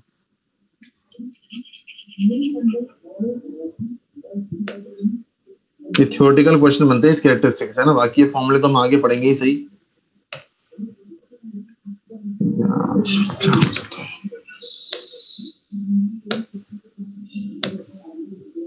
नहीं है कोई डाउट किसी, चलो आगे चलते हैं। देखो नेक्स्ट इसके बाद हम एक्टिव मास, इसके नाम से क्या थ्योरेटिकल चैप्टर है। जिगरा फातिमा आपने 11th में पढ़ा है, चैप्टर नहीं पढ़ा है ये जिगरा फातिमा 11th क्लास में चैप्टर, ये चैप्टर कौन सी क्लास में था फातिमा बताओ, नहीं पढ़ा कहाँ। इस गैसेस तो हम क्या कहेंगे इन चारों गैसेस के लिए जो वॉल्यूम होगा वो किसके इक्वल होगा, उस कंटेनर के वॉल्यूम के इक्वल होगा, ये सभी को पता है। जो गैसेस होती हैं उनका वॉल्यूम किसके इक्वल होता है, कंटेनर के वॉल्यूम के इक्वल होता है। आई थिंक ये तो सभी को पता है, ये गैसेस की प्रॉपर्टी है कि जिस कंटेनर में उसको हम रखते हैं उसका वॉल्यूम कंटेनर के वॉल्यूम के इक्वल हो जाता है। अब यहाँ पर कुछ ना कुछ प्रेशर भी होगा कंटेनर के अंदर, तो उसे हम क्या कह रहे हैं, क्या होता है, तो सपोज हमने कहा इस कंटेनर में जो टोटल प्रेशर है उसे हमने रिप्रेजेंट किया है P टोटल से, टोटल प्रेशर को मैंने रिप्रेजेंट किया है P टोटल से। तो यहाँ पर गैस ए भी कुछ ना कुछ प्रेशर अप्लाई कर रही होगी, गैस बी भी कुछ प्रेशर अप्लाई करेगी, गैस सी भी कुछ करेगी, गैस डी के जो मोल्स होंगे वो भी कुछ ना कुछ प्रेशर अप्लाई करेंगे। तो जो टोटल प्रेशर है वो किसी एक सिंगल गैस की वजह से नहीं होगा, उस टोटल प्रेशर में सभी गैसेस का कंट्रीब्यूशन होगा। तो अकॉर्डिंग टू डाल्टन्स लॉ क्या होता है कि किसी भी मिक्सचर में जब हम गैसेस के मिक्सचर का जब हम प्रेशर कैलकुलेट करते हैं तो इंडिविजुअल गैस के प्रेशर को ऐड करते हैं। तो इंडिविजुअल गैस का प्रेशर हमने मान लिया ए गैस की वजह से जो प्रेशर है वो है PA, बी गैस की वजह से जो प्रेशर है वो है PB, सी गैस की वजह से जो प्रेशर है PC, और डी गैस की वजह से जो प्रेशर है वो क्या होगा PD। तो according to Dalton's law P total जो होता है वो it is the sum of individual, it is the sum of partial pressure of individual gases. तो आई थिंक आप सबको पार्शियल प्रेशर का मीनिंग समझ में आ गया होगा। पार्शियल प्रेशर का मतलब क्या है, किसी एक गैस की वजह से जो प्रेशर लग रहा है उसे हम क्या कहेंगे पार्शियल प्रेशर। यानी पी ए का मतलब क्या है, partial pressure of A. P B का मतलब क्या है, partial pressure of B. P C का मतलब partial pressure of C. P D का मतलब पार्शियल प्रेशर ऑफ डी। क्योंकि उन सभी पार्शियल प्रेशर को ऐड करेंगे जब जाकर के आएगा टोटल प्रेशर। तो हमने वर्ड को डिफाइन करने के लिए हमने यहाँ पर अलग वर्ड यूज कर लिया, पार्शियल प्रेशर। इसका मतलब ये किसी एक सिंगल कंपोनेंट का है, वो रिएक्टेंट का भी हो सकता है, वो प्रोडक्ट का भी हो सकता है, वो हमने यहाँ पर रिप्रेजेंट किया हुआ होगा। ठीक है, तो यहाँ ध्यान रखें, here P A, P B, P C and P D are partial pressures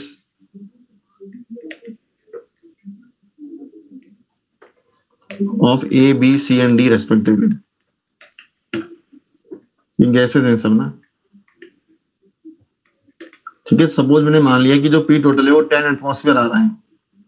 ठीक है, तो हो सकता है कि जो ए की वजह से उसकी वजह से 2 एटमॉस्फेयर लग रहा हो, इसकी वजह से 2 एटमॉस्फेयर लग रहा है। ये मैंने सिर्फ अज्यूम कर लिया ना, ये इस तरीके से इसकी 3 एटमॉस्फेयर। तो जो टोटल प्रेशर है वो क्या होगा, इन सभी गैसेस के इंडिविजुअल प्रेशर को ऐड करने से आएगा। तो ये जो 2 एटमॉस्फेयर है वो क्या कहलाएगा, partial pressure of gas A. ये वाला 2 एटमॉस्फेयर क्या कहलाएगा, partial pressure of gas B. C का जो प्रेशर होगा वो क्या कहलाएगा, पार्शियल प्रेशर ऑफ सी। इतना सबको क्लियर है। अब पार्शियल प्रेशर हम कैलकुलेट कैसे करते हैं, इसका क्या फॉर्मूला है, क्योंकि हमें एक्टिव मास को कैलकुलेट करना रहेगा, मतलब पार्शियल प्रेशर निकालना रहेगा। तो पार्शियल प्रेशर का क्या फॉर्मूला होता है, partial pressure is equal to mole fraction into total pressure. Partial pressure का क्या फॉर्मूला है, mole fraction into total pressure. ये फॉर्मूला आप डायरेक्ट याद रख लें, इसका कोई डेरिवेशन करने की जरूरत है नहीं। देखो सिंपल सा बात है, आपको पता है कि पीवी इक्वल टू एनआरटी होता है। जितनी भी गैसेस हैं एक ही कंटेनर में हैं, तो सभी के लिए वॉल्यूम क्या रहेगा, सेम। आर सभी के लिए सेम रहेगा, टी सभी के लिए क्या रहेगा, सेम, क्योंकि कंटेनर का एक कांस्टेंट टेम्परेचर हमने कर रखा है। तो हम कहेंगे क्या होगा, पी प्रोपोर्शनल टू एन। तो जिस गैस के नंबर ऑफ मोल्स जितने ज्यादा होंगे, उस गैस का प्रेशर भी उतना ज्यादा होगा। सपोज हम कहेंगे सी के मोल डी से ज्यादा है, तो ऑब्वियसली बात है कि सी का प्रेशर जो लगेगा वो डी से ज्यादा लगेगा। तो जिस गैस के मोल्स ज्यादा होंगे उस गैस का प्रेशर भी ज्यादा होगा। तो यानी जो प्रेशर है वो एक तरीके से मोल्स के रेशो में डिस्ट्रीब्यूट होता है। यदि मैं यहाँ पर कहूँ इस जो गैसेज हैं ए बी सी डी, उनके मोल्स का रेशो 2:2:3:3 है, तो फिर उनके जो पार्शियल प्रेशर से उनका रेशो भी क्या होगा, 2:2:3:3:3। ठीक है, क्योंकि P प्रोपोर्शनल टू एन इसका मतलब P1/P2 इक्वल टू N1/N2। तो जो रेशो मोल्स का होगा वही रेशो उनके प्रेशर का भी होगा। तो उसी से ये फॉर्मूला निकला है कि partial pressure is equal to mole friction into total pressure. जिस गैस के मोल्स ज्यादा होंगे उसका मोल फ्रिक्शन भी ज्यादा होगा, तो उसका पार्शियल प्रेशर भी ज्यादा आएगा। मोल फ्रिक्शन क्या होता है, कैसे निकालते हैं, हम ऑलरेडी पढ़ चुके हैं मोल कॉन्सेप्ट वाले चैप्टर में। तो मोल फ्रिक्शन हमको निकालना है सपोज ए गैस का, तो हम कैसे निकालेंगे, जिस कंपोनेंट का हमको मोल फ्रिक्शन निकालना है उस कंपोनेंट के मोल्स अपॉन टोटल मोल्स, यानी ए के मोल्स अपॉन टोटल मोल्स क्या होगा, Na plus Nb plus Nc plus Nb। ये क्या होता है, मोल फ्रिक्शन। जिसका मोल फ्रिक्शन निकालना है उसके moles upon total moles. B का मोल फ्रिक्शन निकालना है तो बी के moles upon total moles, Na plus Nb plus Nc plus Nb। अरे भाई पढ़ा था ना पहले, ये याद है कि नहीं, ये भूल गए सब।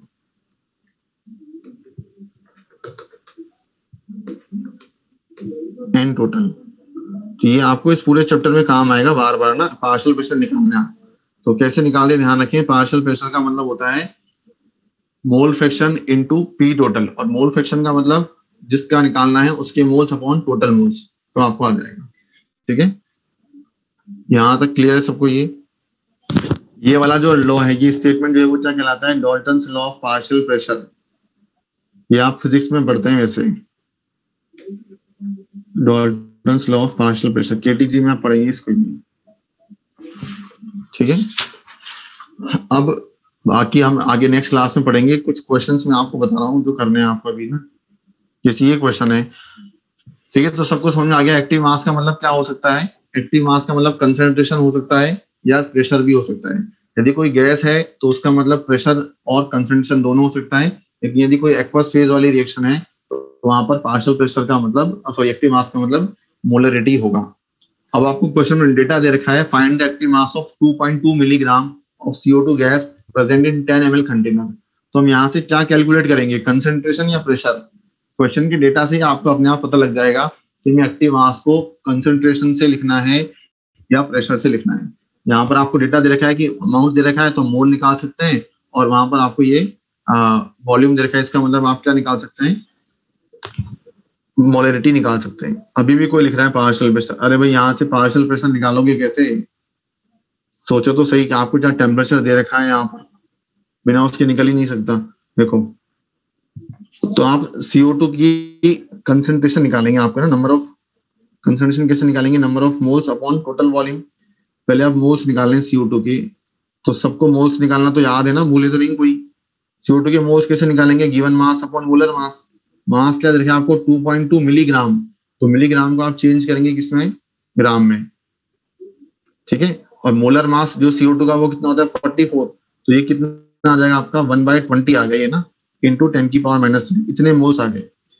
फिर आप CO2 की कंसंट्रेशन जब आप लिखेंगे तो यूनिट्स का जरूर ध्यान रखें, जो वॉल्यूम होता है उसे आपको लीटर में पुट करना है।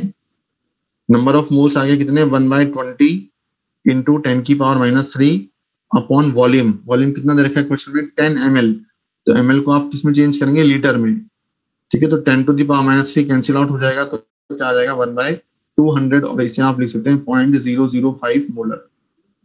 तो ये हो गई CO2 का एक्टिव मास, या हम कहें CO2 की मोलर कंसेंट्रेशन, ठीक है। ये क्लियर है सबको? अभी कोई होमवर्क नहीं दे रहा बेटा, मैं आज हमने इतना ज्यादा कुछ पढ़ा नहीं है, ठीक है, कल आपको होमवर्क दूंगा मैं। अभी इसका नेक्स्ट क्वेश्चन, ये क्वेश्चन में कोई डाउट है किसी को तो बताओ। इसमें सिंपल आपको कंसेंट्रेशन निकालनी है ना। अभी सॉलिड के मैंने एक्टिव मास की बात करी नहीं, जो मैं पढ़ाता नहीं हूँ वही पूछते हैं, पता नहीं क्यों कुछ लोग, तो जितना मैंने पढ़ाया है उसी में आप पूछिए ना।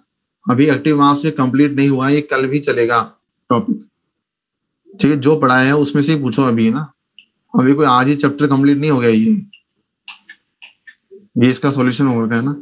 नेक्स्ट क्वेश्चन ये अब आप ट्राई करें। Find the active mass of 1.8 into 10⁻24 molecules of SO3 gas present in 2 liter container।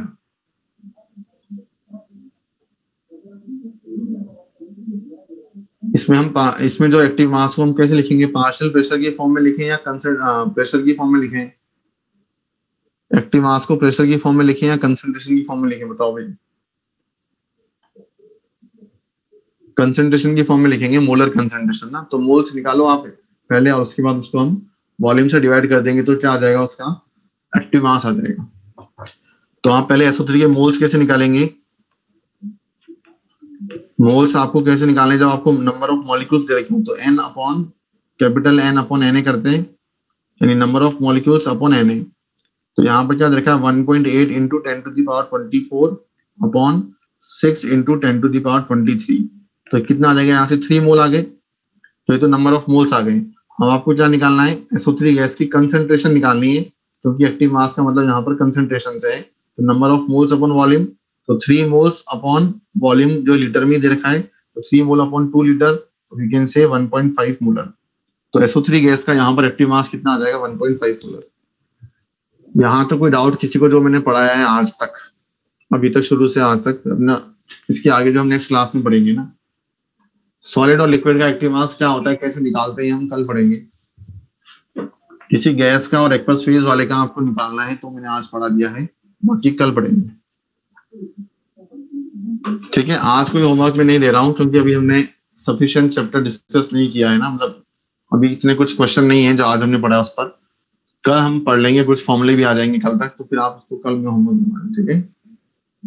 UROP क्या लिखा है, OP क्या है?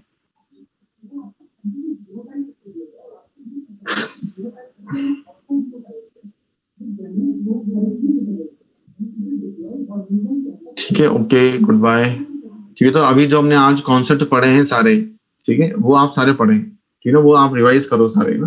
OP मीन्स ओवर पावर, क्या लिखा है, प्रो टीचर। प्रो टीचर क्या होता है ये आपको किसी दूसरी फैकल्टी ने बताया होगा कुछ OP का मतलब ना। ये OP का मतलब पॉजिटिव में है कि नेगेटिव में, लो में, क्या लो इसको में?